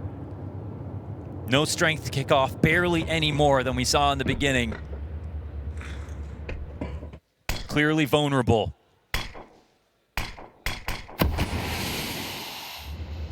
Defending the Major with Kerrigan on a deagle right now. Whoa, walking out through the smoke. Venom Zero's gonna get locked in. Big wide swing out from Kerrigan. Oh. Frozen finds the headshot. And so from a 4 versus 5, FaZe Clan not done yet. Yes, and they've got to save these guns, actually. They've got to save these guns for a full buy. And they're lucky that FaZe don't really have the money to hunt. I don't know if they'll really go for this, but this one is going to go to round 24. Everyone should have pretty good weapons. And there might be a little more pressure on RED Canids as well. There's not one team in the world that likes playing against FaZe Clan in a 24th round of regulation. Yeah. And let alone the likes of RED Canids, who we already saw struggle to close out in their previous games in Budapest. There's no denying these guys have exceeded our expectations. There's no denying on an individual level, multiple players for this CT side could close this game next round. They were in this exact situation versus Fnatic. RED Canids let it go to OT and got crushed. They're trying to keep hope alive, learn what they did from what they played last time, and they did that already in this Nuke match in this second half, scoring way better than they did versus Legacy.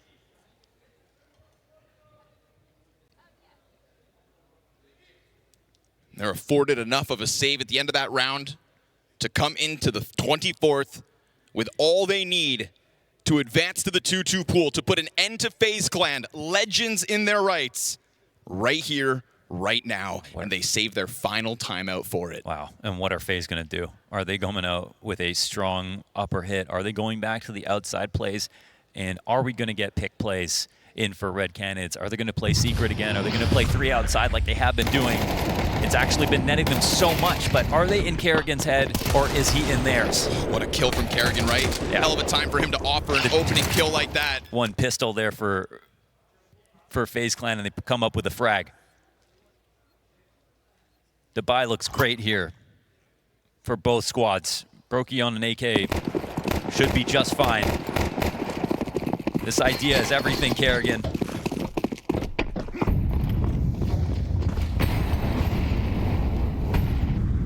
Looking towards ramp early. Twist on his own for the time being. Smokes come down.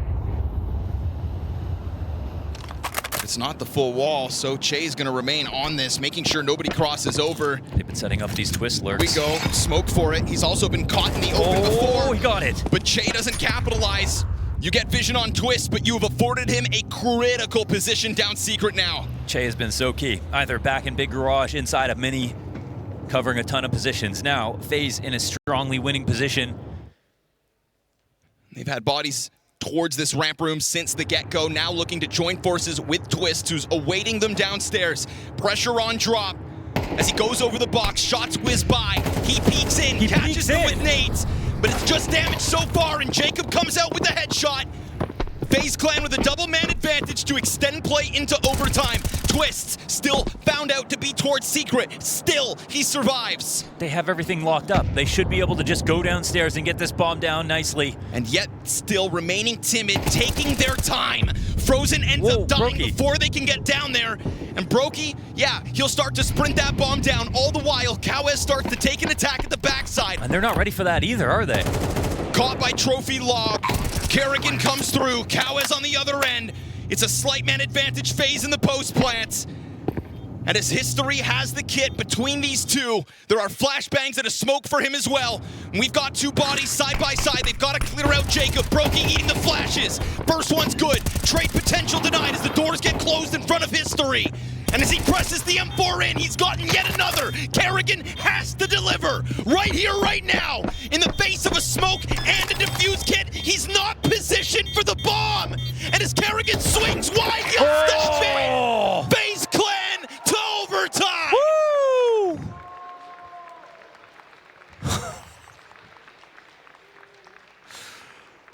If he defused from the other side of that bomb and he was just out of view for long enough on that Astralis plant, that could have been it.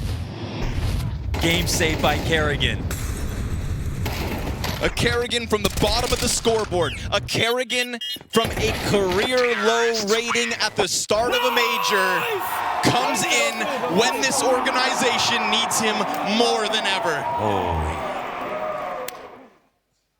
And Drop, the way he played that inside a ramp, he tried to win the round by himself, didn't go for the drop down, thought that he needed to get extra kills, didn't know how close that round was going to get even without him. Couldn't get his one on ramp, couldn't drop down without dying. And now that pressure is back on RED Canids.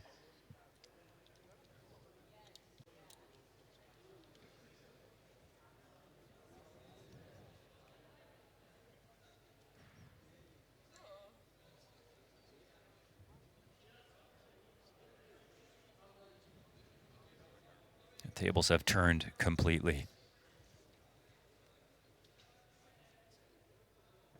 One more map. I don't think that's a problem for FaZe, but I think it is for RED Canids.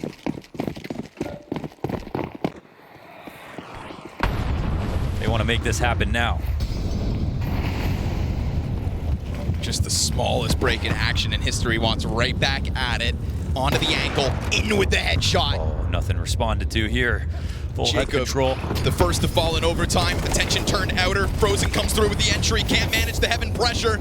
Kawes quickly to throw himself in the bomb site. Out through main. Unpredictable. Timing out the hut. Trades back and forth. Twists alone denied. RED Canids flood into that A site because they felt like FaZe were on the brink of a commitment, and they are correct. Those are their fastest rotations upstairs. Again, they've been overfilling outside. They've been doing everything except playing upper very heavily, and there have been a couple of gaps that FaZe have taken advantage of on this site.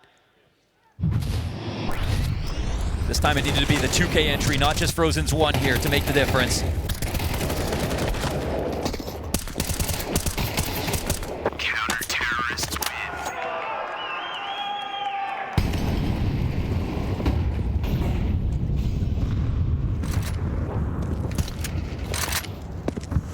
And I love that they put that op in hut. I love to see that. It's an aggressive move, but it's not them trying to crunch lobby. It's not them pushing outside even super aggressively, just controlled aggression. Twist has got to fight. Him and Jacob combined for the frag. Che has a willingness to pop that open, but he's been on the receiving end of deaths at times. History, though, has never been on this angle, so no surprise that catches Twist off guard and gives RED Canids something to lean on lower. Yeah, and they did see so many players when that smoke got broken open outside, and they love playing in here. Is this gonna work? Yes, it will, at least for the one. Drops right there to trade back Brokey. Jacob's been able to stay alive the entire time, but he's got a 1v3 ahead of him, and that gets locked out. Wow. RED Canids so far flawless in the overtime. I mean, I just actually love the game plan. I've had my criticisms of RED Canids overall, but in this match, like the way they're playing CT side Nuke, it is perfect for what FaZe want to do. We've got someone peeking in from hell, someone rotating around through big garage. There's someone breaking the smoke open on the cross, always seeing someone there. History waiting lower this time. FaZe have made it a point to try to get secret control, to try to get lower and outside, and that is where RED Canids have put all their eggs. 2 rounds where you weaponize History as well, who in a head-to-head over Brokey has had far more op impact in this elimination best of 3. Kerrigan from the top of main looks to maximize the pressure, and out through Squeaky goes Frozen. He's found success here before. We go 2 versus 2 with Kerrigan barely still alive. It could damn well be Frozen who's tasked to come up big with the clutch. Man, this is for Kerrigan, 9 HP. History has an HE to work with, and they fan back. Yeah, they're gonna walk into this angle from Kerrigan. He finds another, but Drop gets the trade frag immediately back, and as Frozen sits behind boxes, dueling versus Drop, who's now got a wider angle and also the health advantage, but a smoke will deny him. He could take a chance or open that smoke on the plant attempt from Frozen, but he decides better and wraps it back to the safety of the depths of this bomb site. And so Frozen has to wonder, is he still sitting on the side of that temporary smoke, or has he moved elsewhere? Frozen has decided to lock in behind the vent, and as Drop emerges from this, that's going to be one of the positions he clears. Who hits the headshot for a flawless overtime? Drop on the brink of this, has many places to check, and as he goes wide, he'll get it. No headshot needed, sprays him down, and it will be face-to-face elimination 3 rounds in a row. Oh. A must-win situation for Frozen. Kerrigan barely got them into this overtime. They've won no round since.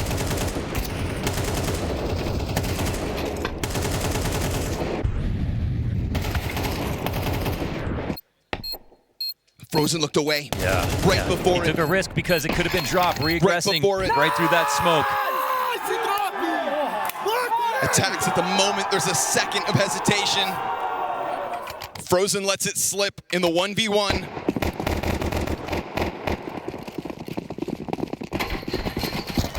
FaZe Clan, no strangers to pressure, but never at such a dire position like this. It's Brokey on the HUD angle.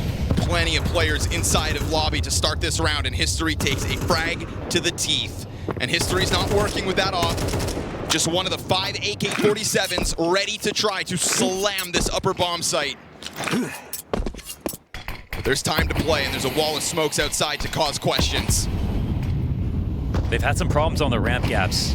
Right now we've got Frozen playing it, but no one behind him. And they're missing info towards Secret. They can't lose both of these at the same time. Pressed into Venom Zera in a second, but it's a deep enough angle that Venom Zera can start dropping utility. Frozen finds one and a second. Always good for multi-frags. Barely any bullets left for that triple. He always gets those multis. How does he do it? By himself. The saving grace of FaZe Clan tonight. Sets up his team with a 4 versus 2, and Brokey, not shy to go deep into the lobby, will find one as well. This guy's just been casting miracles all match. It's actually uncanny. On the other side with Canids, it's been fueled by Drop, Cowes, and Che. That trinity for the moment has been fantastic. Don't you dare lose this clutch. Drop turns around and they pressure from both sides. FaZe Clan survive the first of 3. They know he's there. They're going to the hardest player to kill on the map, and FaZe have given him sort of carte blanche. How he wants to play it, maybe he's always been fine sitting there by himself, no op in the rotation from Turnpike or anything, and he's just locking ramp down by himself. I'm not surprised RED Canids thinks eventually we're going to be able to trade him out. But where they lost Robs, they had Frozen the entire time. Here's a ramp player that can put up holds like that.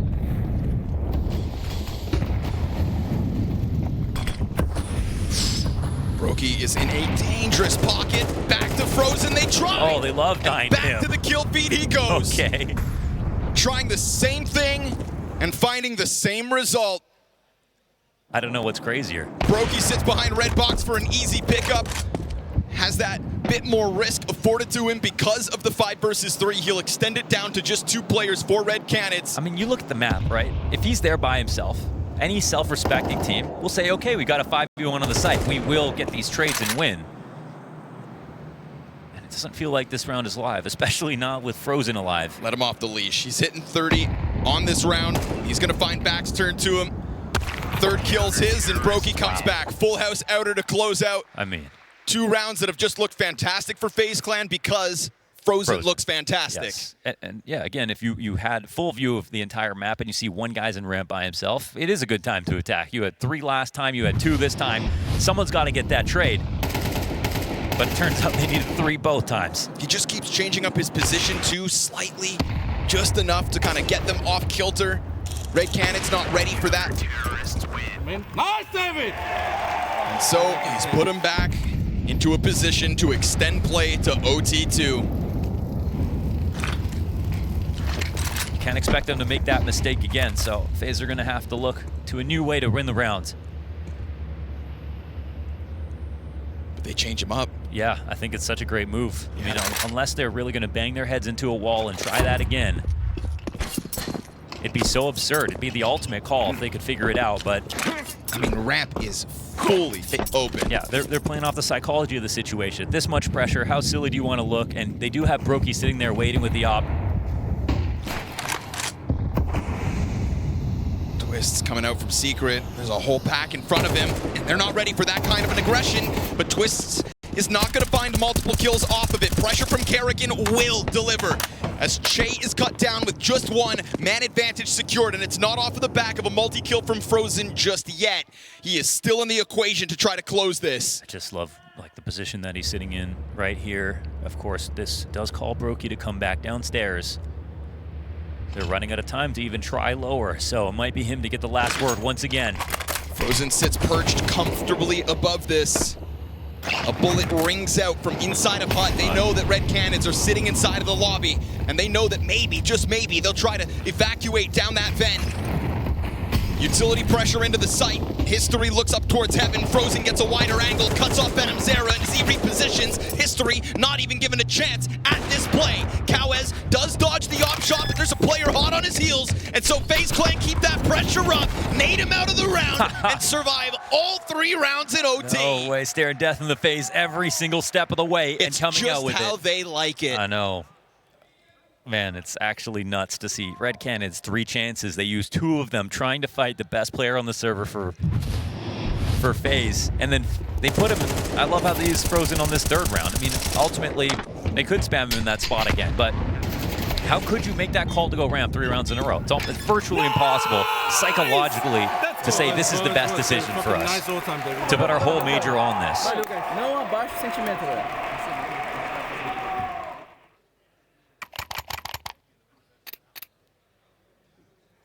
It's the FaZe Clan that everybody loves to watch, but we were worried we wouldn't see. Clawed their way to the end of regulation. Survive a 3-0 CT sweep. And now they've got momentum in their hands, as Red Canids have still yet to find a solution to this T side in overtime. They know they shouldn't go ramp, at least not for those first 2. Now Jacob still supported by Frozen up above him, and Jacob's got a multi-frag to his name with support coming in from main. Kerrigan, no, caught out by Vent. This 2 versus 4 recovery starts to come together, and you've got Drop instantly going down to that lower bomb site. He's just trying to out-rotate FaZe. And we'll see what History does from this spot, but they're going to find out about this bomb plant now. A lot of this will have to do with Drop himself. And Twist is on a long road as well. Well, he's going to wait and then maybe he's coming vent late. That's essentially it. Him versus Twist will probably be it.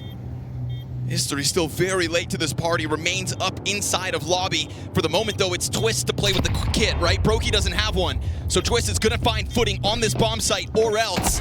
Bomb sticking going, and then Brokey gets dropped, who then closes the door right behind him. Twist tapping and trying to fluster the retake, and as the pressure comes towards door, he holds it. Drop delivers, not only by diving down that vent and causing the carnage, but by closing it as well. That's a successful upper hold, followed by that creative move to get downstairs and drop with the clutch. How low on numbers was that? 2-4. 2v4. And then a 1v2 in the end. This time was not on their side. Terrorists win. First round in overtime that Red Canids find on the attack. That's going to tell them it's possible. And they don't just squeeze that end out at the 3rd. That's Drop looking for another lifeline in his career, looking to rewrite his story after playing on Furia. On a team most people never paid attention to.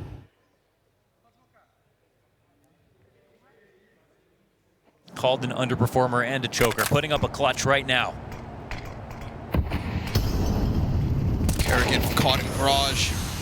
Che back at it, man. He's been so constant in these kills. It's been better at times with the multi-frags, but just one is enough. Red Canids looking to take a sniff towards this ramp room. Haven't gone here since Frozen was shutting them down multiple rounds in a row, but look, again, he's gone for something different. Wait, did he get spotted? He's gonna catch the 3rd player, but Cowes and teammates beyond are able to get that trade back, maintain man advantage. Oh, now they know there's one in Big Rush. Twist standing on top of where Kerrigan started the round is going to leave Brokey alone for the time being downstairs. He wants just to control that single door, but then all the while, Red Canids remain present elsewhere on the map, and so FaZe are asking questions, where the hell do we have to go to stop this? They can pull this back. It's kind of a complicated spot, but once you've got that kill now, you've got to be thinking about upper. And FaZe are just praying that it isn't. No, Red Canids right now showing that they have fluidity to the game. They can leave one up in heaven, plant back sight, and it's just about watching your flank. 2v4 for FaZe. Reevaluating where the threats are and how to find their openings. They've gone ahead and done it again. A site vacant, but a flank denied. Oh, it's covered. Jay turns at the perfect moment to just make sure that Twists will find nothing in this one. And so from a dry spell of 0 rounds in overtime's attack, RED Canids already 2 of 2. They're here learning live. Evolving. Live. Yeah. Adapting is the name of the game.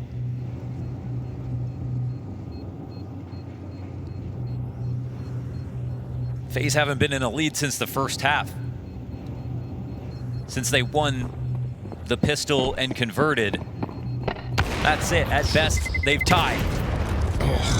Going to the bomb, so be it. All that matters, score at the top of the screen. And even though they can earn themselves into the first overtime and the second, they're always playing from behind.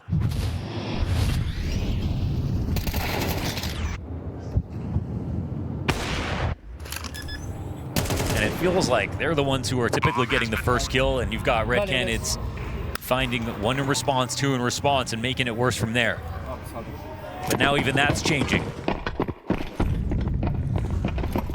I'm gonna tell you right now, FaZe, 3 in a row on this half, and there's no chance you're coming back. Just find one.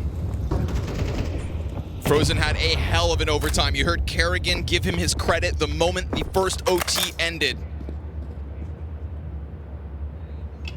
But so far in overtime 2, there's been no FaZe Clan star power seen.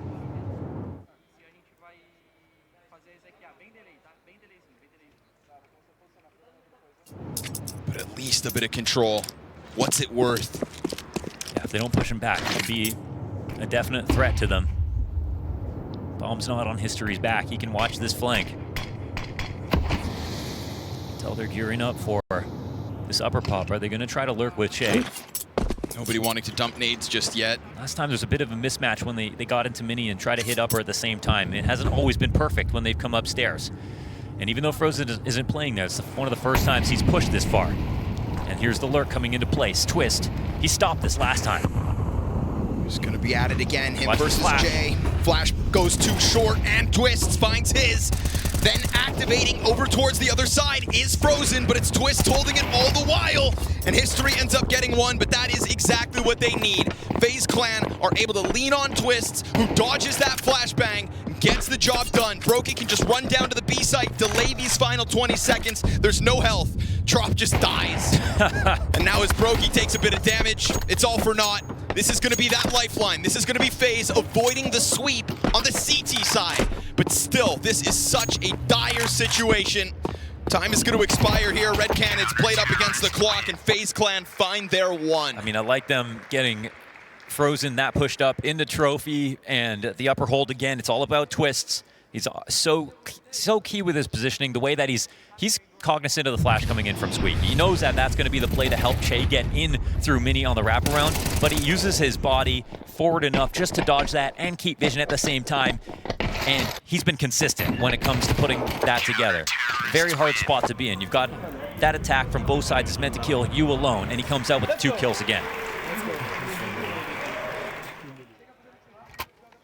Now we find out if 2 on the T side is enough for RED Canids, who got 3 in the first OT on CT side. Just got to tap back into it after having bet on the attack for some time. But if they can, it's not some long gone memory. And History again, it's a new angle, yeah, it's right? A great spot. Just a different position as overtimes have gone on. He has kept his game fresh, and his game's been online all series long. Able to dive down to B with man advantage. Pressure on for the rest of FaZe. Frozen's got the answer back. Trade's good from Jacob. Garage player holds. Jay collects. And we go 3 versus 2. RED Canids with a bomb plant inevitable on A. Another retake, but material disadvantage here. Frozen and Jacob. Haven't given Frozen a lot of late round T-side impact moments. Such this a one utility. could be huge. Another Molotov thrown up to heaven, and that's going to delay the inevitable just a little while longer. but it's not just Heaven. On the other side, main about to be emphasized. 2 players to that side of sight. Frozen, insta-kills! Jacob's right there with him! And all he needs is the slightest chance to thrive. Oh, they had to play active right there. There was a molly up in Heaven and HE2, and they went for the double swing. It's perfect move. 3v2, it doesn't matter.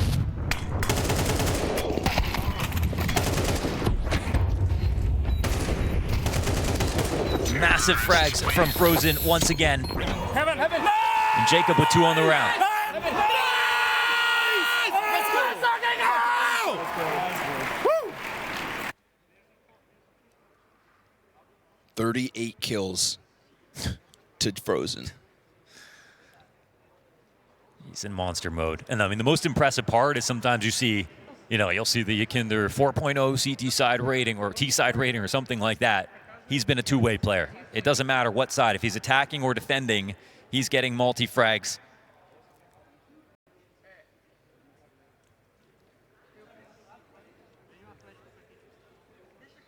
It's so unfair. The Red Canids have to go up against him in this form right now and are still this close to actually pulling out the victory. But that's what it takes at the Major.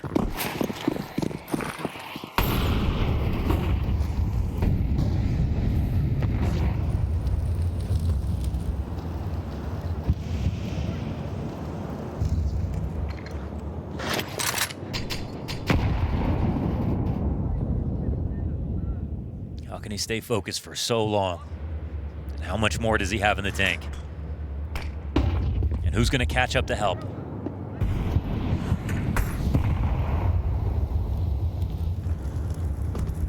Still looking to make moves, though. You got to give respect to that. Canids trying to change it up. Yeah. Bit of lobby presence, about to be on the brink of it, but it's Frozen to hold them back.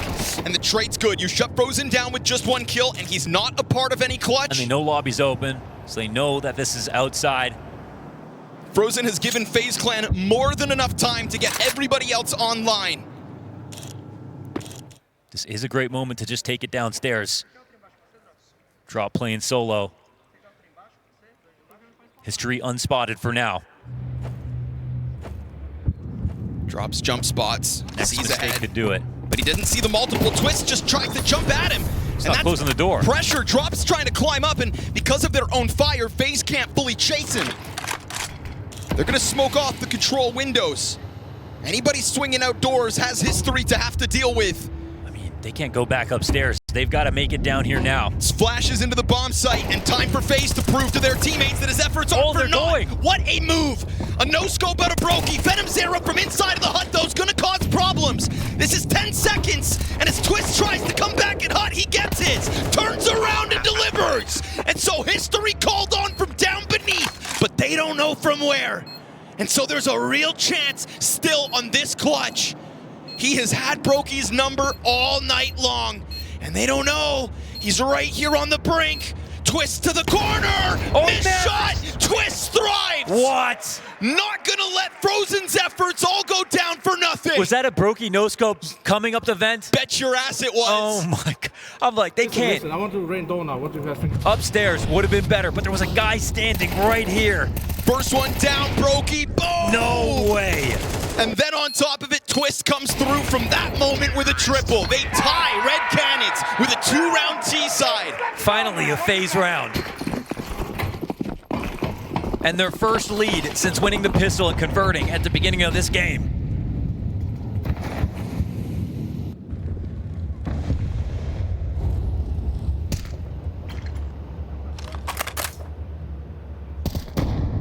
Venom Zera off the site. Oh, the push comes through. It's a pinch, though. It's going to be pressure out of FaZe. And just leave it to Jacob now to have his time. 2 kills to it. This one's to close. History on the other side. Jay's got to somehow get his way out of vent. And he doesn't have an op for a no-scope. Kerrigan's back turned to it, though. FaZe Clan are in a position to close this map. Buying a bit more time. They want that third piece in from Heaven to come together with main. This is going to be Red Canids trying to time it to perfection. Drop comes in, insta headshot, and then history gets his, but they survive. 1917. No way. The type of FaZe we all want, but didn't know if we'd see. Budapest delivers at the very least. And from here, we have to ask ourselves, is this just one of those map wins where they still falter in map 3? Or is this where the major... Or the lack thereof is shown. Well, it's time to see if FaZe can indeed carry this energy forwards. It's a third and final decider of Inferno. It was nice to see it back on this map too. We get a lifeline for FaZe Clan, the scenes we all want to see, but yes, is it enough to kickstart them and their momentum into this now third map mode? There's a part of me that wants to believe FaZe Clan are in Budapest, but there's another part of me that thinks maybe that's all we get. Yeah, I mean, we saw, so we go back a couple of majors back to Paris. We saw them so weak up until quarterfinal, like a game right before quarterfinals, and they really got back on track. It's just that that lineup, they had more expectations for flat out. Like this one, people just don't have those same level of expectations. And so what we just saw was what felt like a major final in a game versus RED Canids, just to stay alive in a series in stage 1 of the major. Right. Still a good sign. But a long way to go for sure. I mean, certainly better than elimination. We'll give them that. Yeah, that's true. Yeah. But getting 2-0'd by RED Canids in the stage 1 of a major, yeah. But certainly not enough for their own standards, and not enough for the standards anybody puts on the likes of FaZe Clan. History connects, and this is going to go 5 versus 3. RED Canids comfortable as well in this B defense with 3 players set up. Frozen peels one off. Che comes through with a beautiful couple of headshots, making a trio on his own. Okay. Peeks off the side of Coffin, pops 3, and shuts down FaZe's hopes of winning pistol. Well, usually the third map isn't close. Oh, God. They couldn't smoke. They did a smoke multiple. Don't say it, Thunders. Smoke. Not like this. There has been some issues with FaZe in like what their map pool actually is. You see overpass pick and you go, okay, well, they've been changing stuff, working on new stuff, so of course they're going to bring it out. But when it doesn't work, then it makes you wonder about the rest of the map pool. We've got a tidbit of info here from James Banks. So just to give you a little bit of insight with all of this, I spoke to Neo between the maps and he said, okay, this was better, but it was still scary. They're definitely on the edge, and he was certainly feeling like maybe this can give them some inspiring confidence to go and take the next map, but it's still a worrying sign that even himself, he looked a bit dazed and confused by it all, so make of that as you will. Thanks, Jay. That's Neo always vague posting, isn't he? Like, never really giving you much of anything. Quite a mystery in some of his statements, that's for sure. But stating the obvious, at least. Maybe good, maybe bad. But again, better than elimination. So game goes on, and over towards A site, we find Kerrigan falling first. Frozen in the smoke, gets found out by Cowes. So RED Canids going to be happy with the way this goes. You peel the player off each side. Sure, you've lost your own spawn, but with that smoke down, you know the retake will be inevitable. Oh, wow. Drop makes it all the easier catching Jacob on the front of site like that. Bomb plant, guaranteed. That's a bit of cash over to FaZe Clan as they come through with a force buy that doesn't seem like it's going to win this round. I say seem, because you've still got Twists and Brokey. Only MIBR could pull this off. This crossfire, though, about to be set up. I mean, maybe if Brokey somehow survives with 20 health, I think that's the problem here, is they're already afforded a chance to climb up, and now Twist doubled back over towards Coffin instead and loses Brokey instantly. So neither one are going to find anything. RED Canids convert this with still 5 players up. Very clean. Very, very rich now, RED Canids, to kick this game off. And yeah, like, I mean, it's going to be the third, it's going to be the 4th map in a row where, okay, FaZe win the first pistol last map, and they win the first pistol versus NIP, but they just quickly lose control of the game, and then they're playing from behind the entire time. Last map's the only one they actually win. They come back into and pull off. But I'm going to keep saying it. If you keep starting from behind, that's going to catch up to you more than any other thing. This is a game where you don't get that many rifle rounds. Winning pistols are huge. If you can't even do that, it's going to be hard to make a case for you.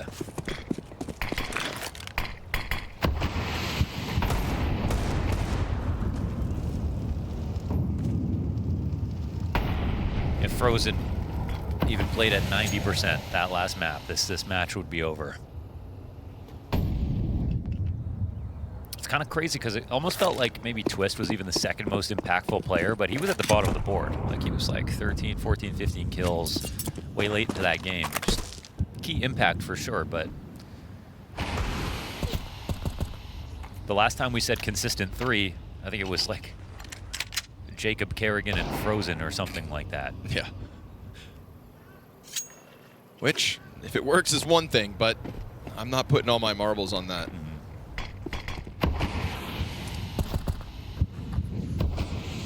Pressure coming up from brackets. Jacob hits a Nice shots. dastardly deagle, and, well, chance at more, but Venom Zera dodges that follow-up.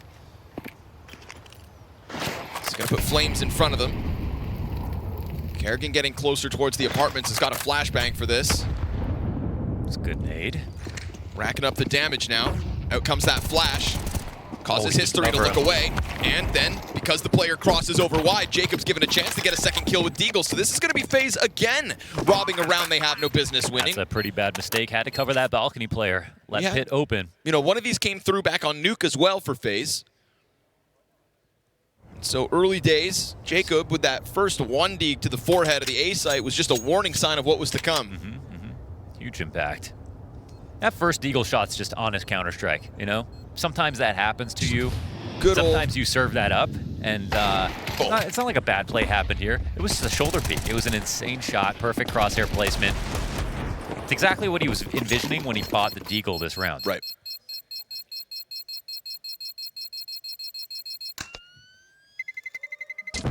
So, now we move forward. At least FaZe are on the board.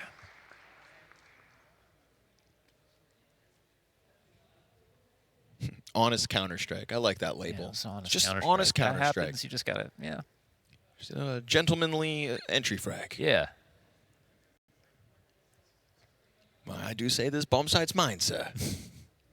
See you next round. And they will, with Robin, stolen guns. Yeah. Robin's not here anymore. Yeah, he's not here anymore, yeah. Stolen guns. M4s and a FAMAS for FaZe in round 4. It was an interesting game from History last map, I think. Lots of impact, lots of kills over Brokey, some missed shots at the same time. But, you know, it's History. He's not a guy we talk about as much as someone like Brokey, and it was an underperformance for Brokey, a good performance from History. This is going to be the last chance for one of these two to really put their mark on this map, and I only call them out because they're opping. They are going to have a lot of impact if they play the cards right. Bracket control again here, FaZe Clan. This has been taken over uncontested a couple of times now. Obviously, it kind of led Jacob to get that dirty 1D. The Red Canids don't go and take a second look at it. Not immediately. Now they are starting to just inch their way up short side. And it's not like it's totally vacant either, right? FaZe Clan have left a couple lurkers over towards this side. History's got to be careful about when they come at him and from where, but he'll clip Jacob inside a boiler. And the rotation's going towards B. Look how clear this is to Red Canids, where the actual threat is. Twist is stuck behind that arch smoke. Yeah, he's not even a threat right now. As that attempt to push through comes at them, Frozen going into the CT smoke, returns with a kill on Cowes. Still two defenders here, one of them smoked off still though. Frozen stomping his way in, and it is great cover. Yeah. Drop deals with the front side, Che emerges through coffin smoke, and it's all good as far as Red Canids are concerned. Again, Che's rotation, that's like prep. You know, that looks so good because they get a kill, they just know what play's coming. Immediately starts to walk over to B. They have enough players there that even if they lose one, it's all calm for them. They're feeling very, very good. So, love that round out of Red Canids.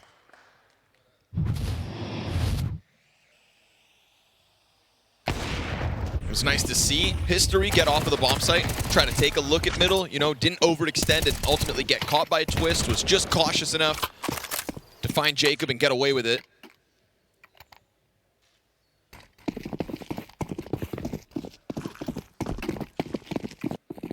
So, gonna make FaZe Clan work early days.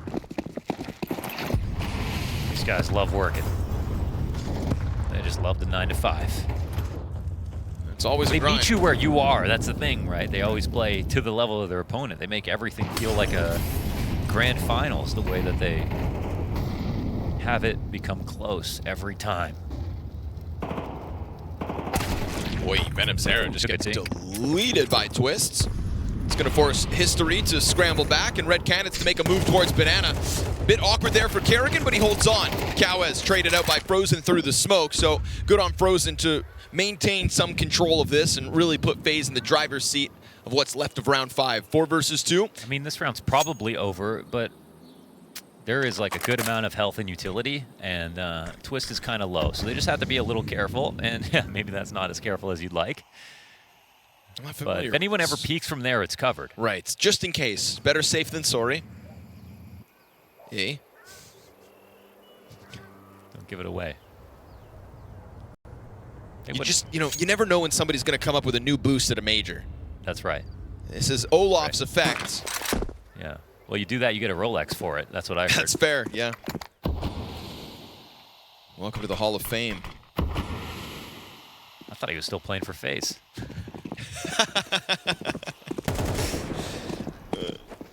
No, he's just still getting paid by FaZe. So he's a genius, too. Yes, sir. Great streamer. And a great save here from the Canids. Hang on to that op for history.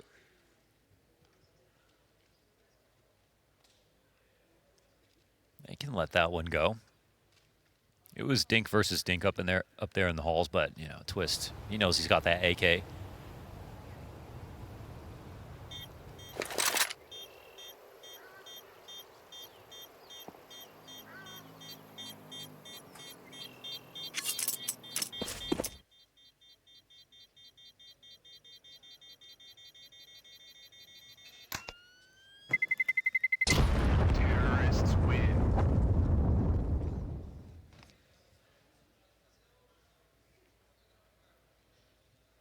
Not surprised that we're at another moment where Frozen's still finding control of things, even through the smoke, able to track down Kerrigan's killer.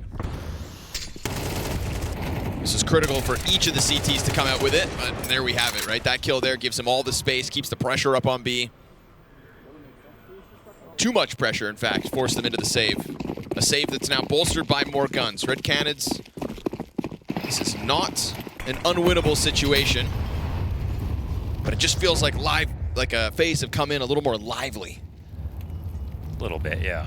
They got some belief in themselves, earned with that grind of a victory back on Nuke, but also Red Canids, no strangers to apartments play. You know, Venom's Era just got railed outside of the doorway of apartments. The one-shot rail gun out of Twists. It's been lasers since, but he'll get his revenge instantly one round later. And no commitment to the trade means op coverage can just peel back with a comfortable 5v4. Didn't feel comfortable. Twist died right there. And well, I guess he's down to 13 health, so even if that rifle turned a little bit. So let's see if this round lives and dies with that apartments play. It's going to be pressure inbound. Red Canids know it. That's fine. They'll step up to the plate. Second chance for history. But he loses his apartments player, and now he wants to hold off balcony himself. Bit too much pressure for him to handle. And that's going to be Red Canids losing their sight. 3 players jumbled up inside of Library. Don't even want to take a chance at this. Wow, they needed one more kill. If history had actually just sat there for half a second more, it would have been a free frag. So it ends up being Jacob's trade. Wow. With 13 HP sitting in that smoke. That got them the round, essentially. They didn't even want to take a look at it. Yeah, maybe they just thought about the money. Keeping 3 up and plenty of rounds left to play in this half. Hard to say.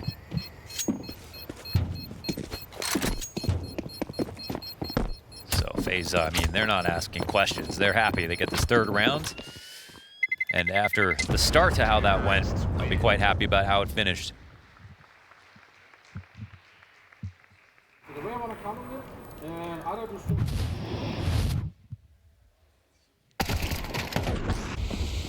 Surprising still to me. They get away with that apartment setup as free as they did, and then it's Jacob's 13 health for these two, like barely getting a glimpse of what was left of Venom's Era. Perfect. I think they're gonna push it. You know, when history is really great at positioning, when he does have to flick, sometimes he gets flustered. Okay, sure, yeah. You did give him his praise and just having the right angle all the time. But flip side of the coin, not one to handle those frantic situations. And I think when you play versus FaZe, they're gonna start coming more and more often.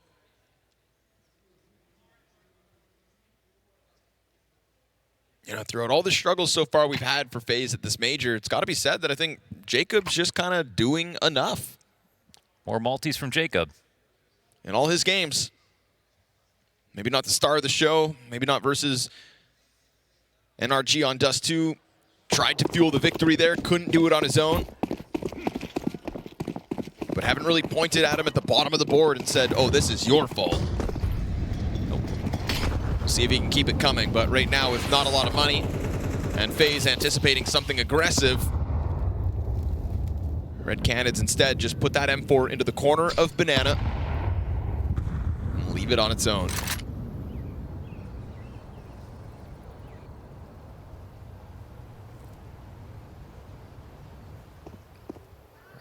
They look to only find a couple of kills if they can.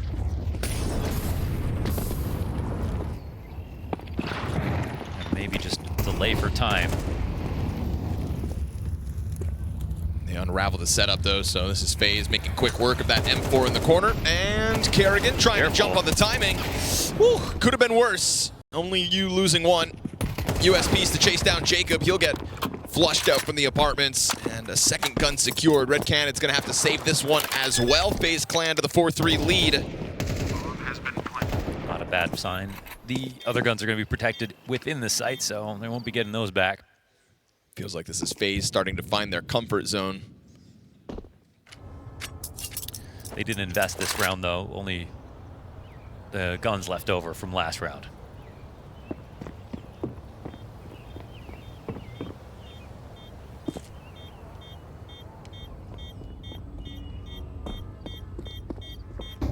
Some damage for the players that approach the B site. But enough FaZe left over for the win. Nice attempt, Venom Zera. Wait, what? Did he just use an AK to do that? Oh, he picked it up right before he beat just CT. grabbed it. Okay, so he had to use, okay. No problem. Yeah. So where the hell did he get that? Mano, deixa eu ir de AK, Drop, que eu vou fazer play. Drop, seu Drop. Axile? I'm just gonna smoke that. Drop's got the tattoo on his neck. It says, no rain, no flowers. We'll see if that's true today. Ooh. Wouldn't it be poetic if? But right now, trailing FaZe Clan. Looking to likely to be more aggressive. We've got the move down middle already, and on top of that, Banana pressure. Frozen signing up for this fight. Che gets his down towards mid. It's going back and forth, but Drop gets the edge. And they're thinking about how the hell do they deal with Che, but they've let him escape in the meanwhile. Yeah, it's 1 on A, 1 on B, and they get to rotate back out. A little bit of a gap lane side, but they smoke it off to walk this way. I don't know if they're, yeah, they might go through it. It makes sense. CT's just getting into the bomb site, smoked off balcony for the time being. Let's see if that smoke actually drops their guard. Oh, they smoke it, they're still worried about it. And then all of a sudden, Kerrigan shows up. History critical miss shot up close. Kerrigan gets a second on this bomb site. That's. I feel like it. I mean, maybe it wasn't an impactful miss after getting another chance getting the kill, but you know, second moment there on default where we don't know because he doesn't hit the shot. 2-1-2 retake, and FaZe have a great chance once again. Still picks up 1 kill, but no denying. Could have been 2. Jacob to the pit. Kerrigan sits on site. It's going to be Drop who needs to defuse this. Incendiary comes through. Jacob's going to get flustered. Kerrigan here to help him with the cross, and Drop doesn't even want to take a look at this. This is another one for FaZe Clan. Oh boy. And another round where Red Canids clearly had something to stand on. That fallback from Che Jesus, the rotation into the bomb site, but 2 times where history dying in this bomb site with maybe not enough kills. And we're looking at FaZe Clan racking up round wins. Yeah, we're going to start thinking about those misses if this ends up, you know, going south. Like this whole game so far up until this point, it feels like it's just like, you know, when are FaZe going to lose? That's almost what it felt like before getting into Inferno. Even through those overtimes, the 3-0 halves that Red Canids had dropped. But now if they start winning, I mean,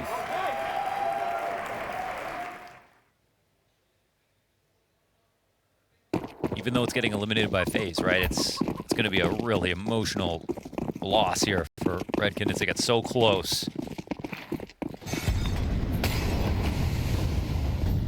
To the boost for a bit of Banana vision, and it pays off. Good on Drop.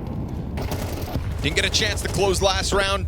Opts to open this one, but twists with the recovery through smoke, deals with his support, then the boiler fight comes to Venom Zera. He'll get the multi-kill. 3 frags on his own, locked into the corner versus Kerrigan, who has bomb and a chance to sprint down A site. History missed shots yet again, could reopen the door to the post plant, but he'll stop him before he finds footing. He needs a warm-up shot for every frag. Good kills from Venom Zero there, pressing into what was FaZe, looking rambunctious for the A hit. Yeah, that's a beastly hold, absolutely. Got a call for a pace change. Kerrigan says, love to hear that. Counter-terrorists win. Nice! Boca do... Boa.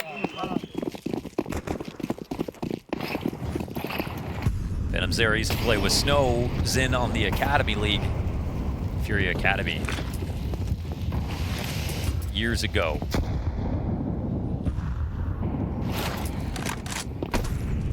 I liked him back then, I was a fan. And now? Still a fan. Okay. Oh, Che again, huh? Thinking he's got room to work So inside. many guys. I love that he plays the middle of the smoke, right? There's Let them bunch up on the walls. That is perfection. He's going forward? But he's got to somehow come out with something. Wait, that still works. Bomb jumps through it. Brokey. Oh, looking at Boiler. Finds him. He was just checking everything. Fair play, Brokey. No. He wasn't about to fall for that. He positioned so well. You do take a bit of a risk there if you're Che, but you're also hoping that your teammates at least get one kill. Yeah, sure. Yeah. So something. He's like, you're not playing with one other guy and they're relying on you. You're playing with two. They both die with nothing. If either of them got a kill, FaZe would have no choice but to be looking forward. But yeah, this is definitely looking a lot better for FaZe. I mean, just in terms of how dangerous they are. And they said, Kerrigan said, it's a pace change call here. See that come through, and now again you've started to earn your position where you can just go hunting down every player left of Red Canids. FaZe Clan, 6 rounds of a T side. A couple more to play out, and a real chance to send Red Canids to the dumps before they start the harder half. But this emerged through the smoke. Oh, he almost caught Brokey jumping in. And Brokey, because he's watching Boiler, sees you come out. He doesn't trust his teammates. Smart man. You can only trust yourself.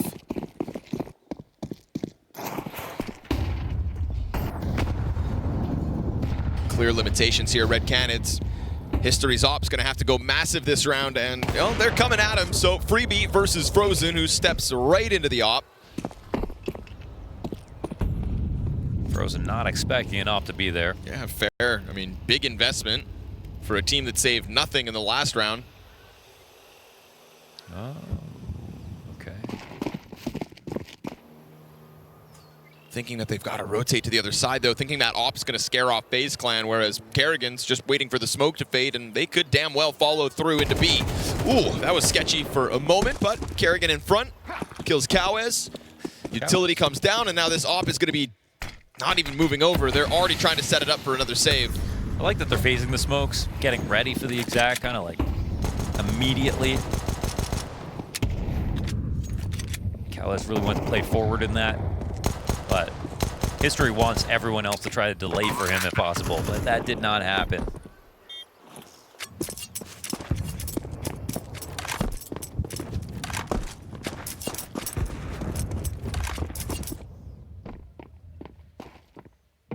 Scary sign for Red Canids because it's starting to feel like FaZe are having fun. Yeah, they took a long time to get warmed up,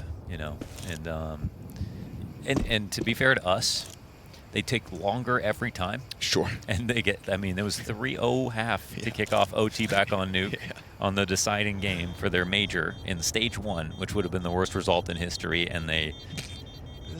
Okay, all right, we'll start playing. Last round they got warmed up. We'll start playing. But this is more what you would expect. They've got a firm grasp. The calls look better. They look more FaZe-like. I'm not trying to see overpass again, though. Not ready for that. Neither are they. And I think they know it. But Inferno clearly over the likes of Red Canids, FaZe Clan's realm. This was pistol conversion, 3 of the first 4 rounds all the way of Canids, and only 1 round ever since. Unfortunately, been a lot of kind of forced saves. A couple that they could have tried to take a chance and gone for a round win, but RED Canids have shown a willingness to just try to keep the economy up, and instead it's FaZe just racking up rounds now. This is a dangerous amount of rounds for a T-side.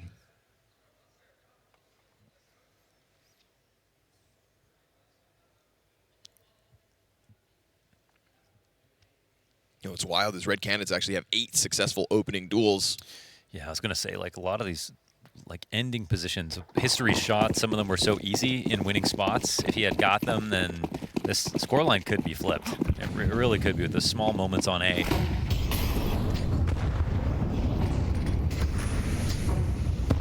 Oh, that would have been a huge grenade to grab. But instead, Frozen full HP. Oh, nice clothesline. Insta-kill for the man advantage, so not every opening kill, RED Canids.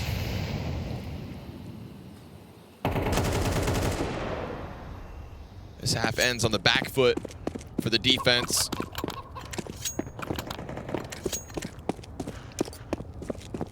Kerrigan looking for every flashbang in the world.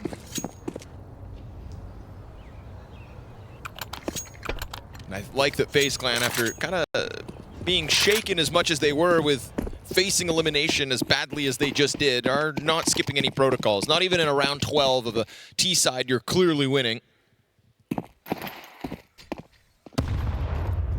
Brokey's still having a struggle session, though, today. Yeah, not his best day. But that no-scope coming out of vent on Nuke. That's true. That's just enough Brokey. Yeah, that's just enough Brokey. For the map win. That's right. Just enough. Can his counterpart have a big round now? History still, again, sitting in this A site. We go down to 25 seconds. This is FaZe playing with all the time on that clock, trying to scramble an A defense, but History's not buying it. He's going to set up to the same crossfire that has previously failed them.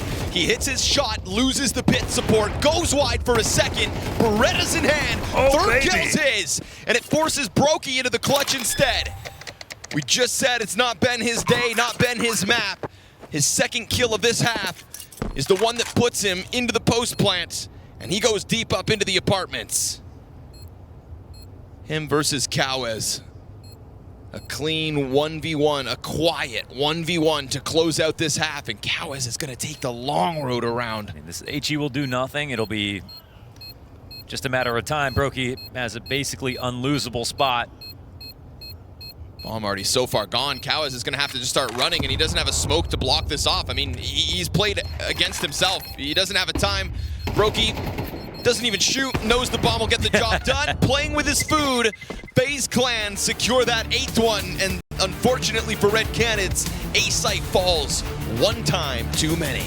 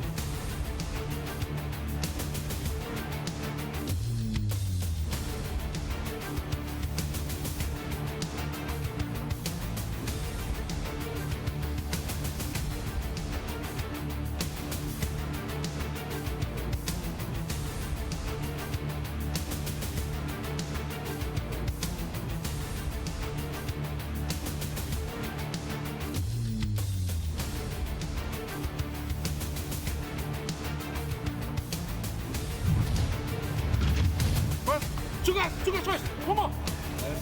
Watch out, Pete.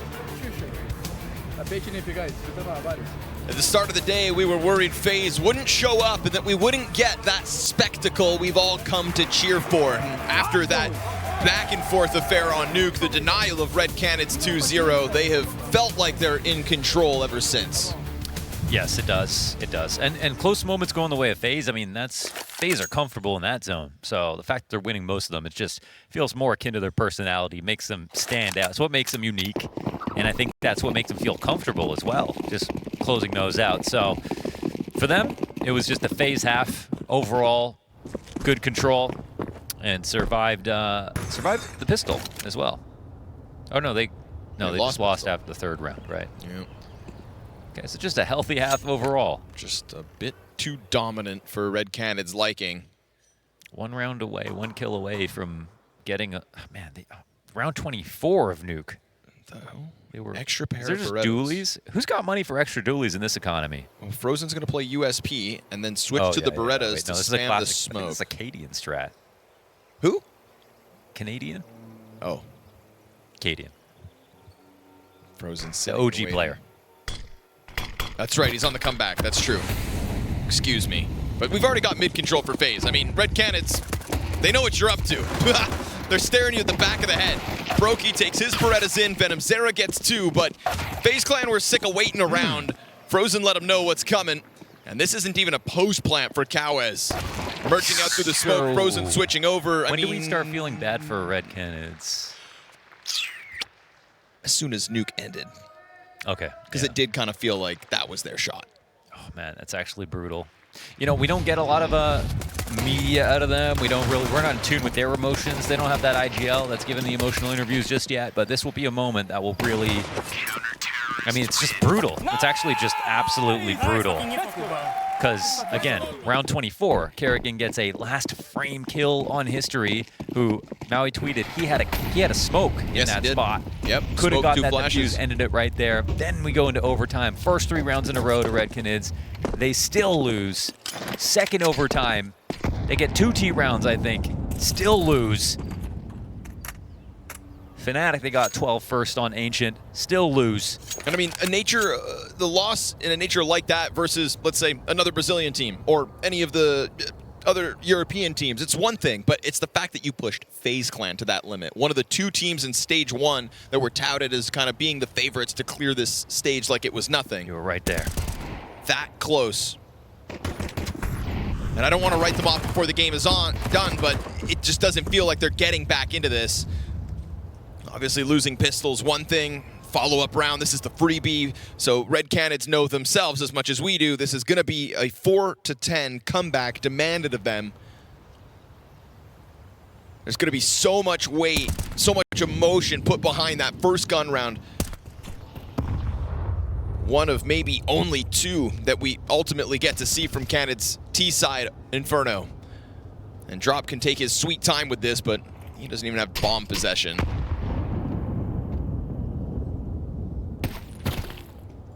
And so Canids are unfortunately starting to look like the first victims of FaZe Clan in Budapest. A FaZe Clan that could power up and go on to move through this stage and on to the next ones as well. We had to see them push to their limits to kind of activate, right? Yeah. They needed that spark, and RED Canids were undeniably exactly what they needed. They don't even get anything from this match. They just get to try again tomorrow. More time to warm up, I guess. What they get is that reminder of what FaZe Clan's made of. And a result that they can point at and say, we did it again. Not saying that's enough to get to where they want to be at this major, but it could damn well be enough to progress into stage 2. Yeah, but it's true. I feel bad for whoever has to play them tomorrow, because it certainly feels like I don't think they're going to regress. We've seen this situation too many times. Good nade on Cowes, and excellent molly damage as well. We'll have to dip out of there. Ooh, that nade nearly had him finished off. This one might.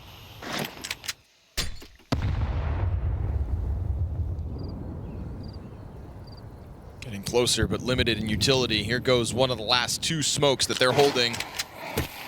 Trying to find that avenue to attack into the A site, kind of split up by the fire. Twist sees that as an invite to go wide. Jay's got the answer, but it's the CTs with more and more utility, burning more and more time off the clock. Jacob's MP9's about to get tested. He's got 3 AKs in front of him, and they find that instant headshot. Brokey's gonna have to take refuge in the corner. Another smoke thrown forward here by Kerrigan. Brokey goes for the wider angle. Slim pillar of cover to play with, and they do overwhelm in time. They have got themselves some footing. We said the first gun round may be one of only 2, but they win it, and so Red Canids extend their lives a little longer. And yeah, it's an overall good attack. It is a bit of a bonus here with the MP9s in play out of FaZe, but it's still a good win regardless. Frozen will take this M4 back to save.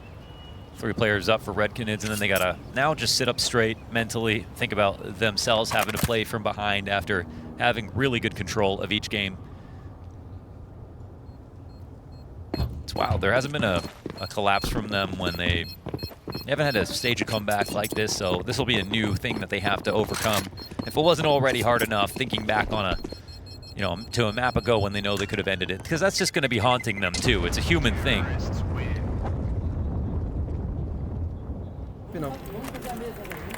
But that's what they'll have to do if they want to win this series. No one remembers map 2.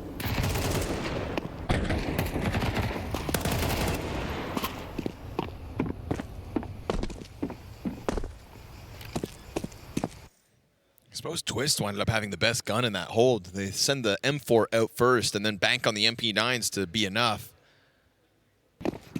Good on the Canids to survive that attack. Feels like FaZe are happy to show their teeth. Try to put you off kilter. Frozen welcoming the attack back. Cowas just took a bunch of damage in return. Team damage, I think. And down to 15, too. Oh. Yep. Chase shoots him in the back of the head. Kerrigan finds it with the frag grenade, so establishing man advantage off a teammate's damage. Never a position you want to find yourselves in, let alone versus FaZe in a map 3 of an elimination best of 3. They're getting outdone on this utility entirely. Kerrigan takes over control of Banana. They would have heard all that damage, though. Frozen lets half his health bar go. Doesn't find the lineup, and Che will try to make up for his previous mistakes. Flashbang, blind spin. Opper in position, Brokey diving backwards and gives himself a little more space with that flashbang, but the chase is very much on. Twists all the time over towards A, gets his man advantage for FaZe, and Brokey up against second orange, up close with the op as they just trickle down on top of him, and he welcomes it. History gets an upgrade into the op, and a chance at a 1v2 as FaZe are still slightly off this site, but not far. Into new box he'll go, almost finding it, but luckily has a smoke to deal with the flames. They wrap around the right side. He clips Jacob in the background, takes damage in return. Twists inside of the fountain, finds it. And FaZe will take 11, denying Red Canids another hopeful round. The way Brokey actually, I feel like baited him to dropping after he took a second peek. Got some info as well as didn't fully commit. That was real slick to find a kill in a spot where he got flushed out of quad. So ends up getting 2 on the hold. All this utility damage as well pays off later on. That team dink, unfortunate, but I think Shea was blind when he did it. And a lot of frustration, I think, for many reasons, but ultimately I'd say it's more as a team they just got completely outplayed on utility as they have been on Banana. And this is where you just really see the gap between these two teams that we couldn't see previously.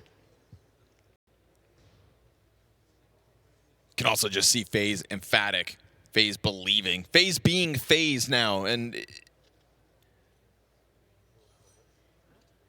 even in the slight round wins versus NRG, they just look like a shell of themselves, so finding themselves on the stage in Budapest and finding a comfortable 6-round lead. This is Red Canids in such a tough spot, 2 players with $3,000 to try to hobble together some kind of a buy, some kind of a hope as you go back and forth on rounds versus FaZe.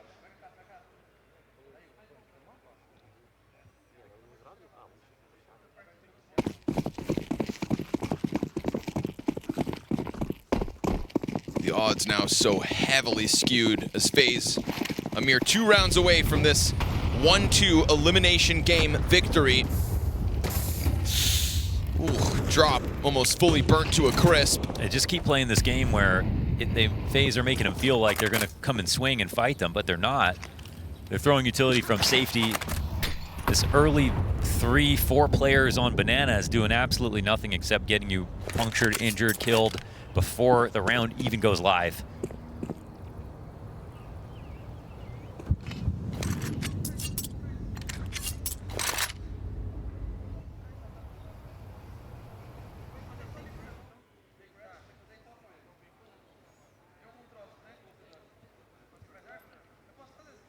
Clearly a ton of discomfort here on Inferno, unfortunately for them. This one's to defend against map point. Brokey steps up to the challenge, finds his kill. Che to the wayside, twists to the cubby. And he hears him running up, but you can't afford to not clear this, especially as Brokey serves up the perfect distraction, peeling a second play. And then Kerrigan slides through. Full control from Brokey with the triple kill. That is FaZe Clan's 12th. Oh, that's brutal. Yeah, I mean, they're going to be celebrating, but it's going to be mostly relief. And yeah, it got close on Nuke, but, you know, obviously they're going to probably thank Frozen a lot for helping them get through that. You better be buying him dinner. In a big way. Yeah, imagine. I mean, the emotions today are just totally different. I mean, diametrically different between last map ending the wrong way and this map ending the right way. And the same goes for RED Canids. So close to glory. Limping into this one with Tech 9s. 1 Mac-10 on drop. What do you do with such a limited buy? You try to change up the tempo, change up the pace, and this could damn well work. Brokey to be tested. Connects one. Up close, hits his second. What a time for Brokey to shine, huh? Misses the shot upwards, and they do still stampede through this site. You know Kerrigan and Frozen will take a swing at this. But as bomb gets thrown down, Che sees a chance to go deep with the op, and he's right about it. Dunked on. Nate just over top of the mid box. Now, will he read this correctly? The rotation around could be a thing. That smoke, it's so big that obviously it could be lurked around. He can't afford to go for the plant just yet. Che, he's got to use his brain for this. Man, Frozen has been world class throughout this series. And his bomb is planted in the back cubby. Frozen's got him dead to rights. FaZe Clan survive. RED Canids push them to the absolute limit. And there's no way that FaZe are impressed with themselves in this entire series, but I feel as though RED Canids have simply just awoken the beast. FaZe Clan are in Budapest. We didn't know if they were going to fall flat on their faces, pushed to the double overtime, they survived, and they took that chance, a chance at life at this major, and ran with it all the way through Inferno, never looking back.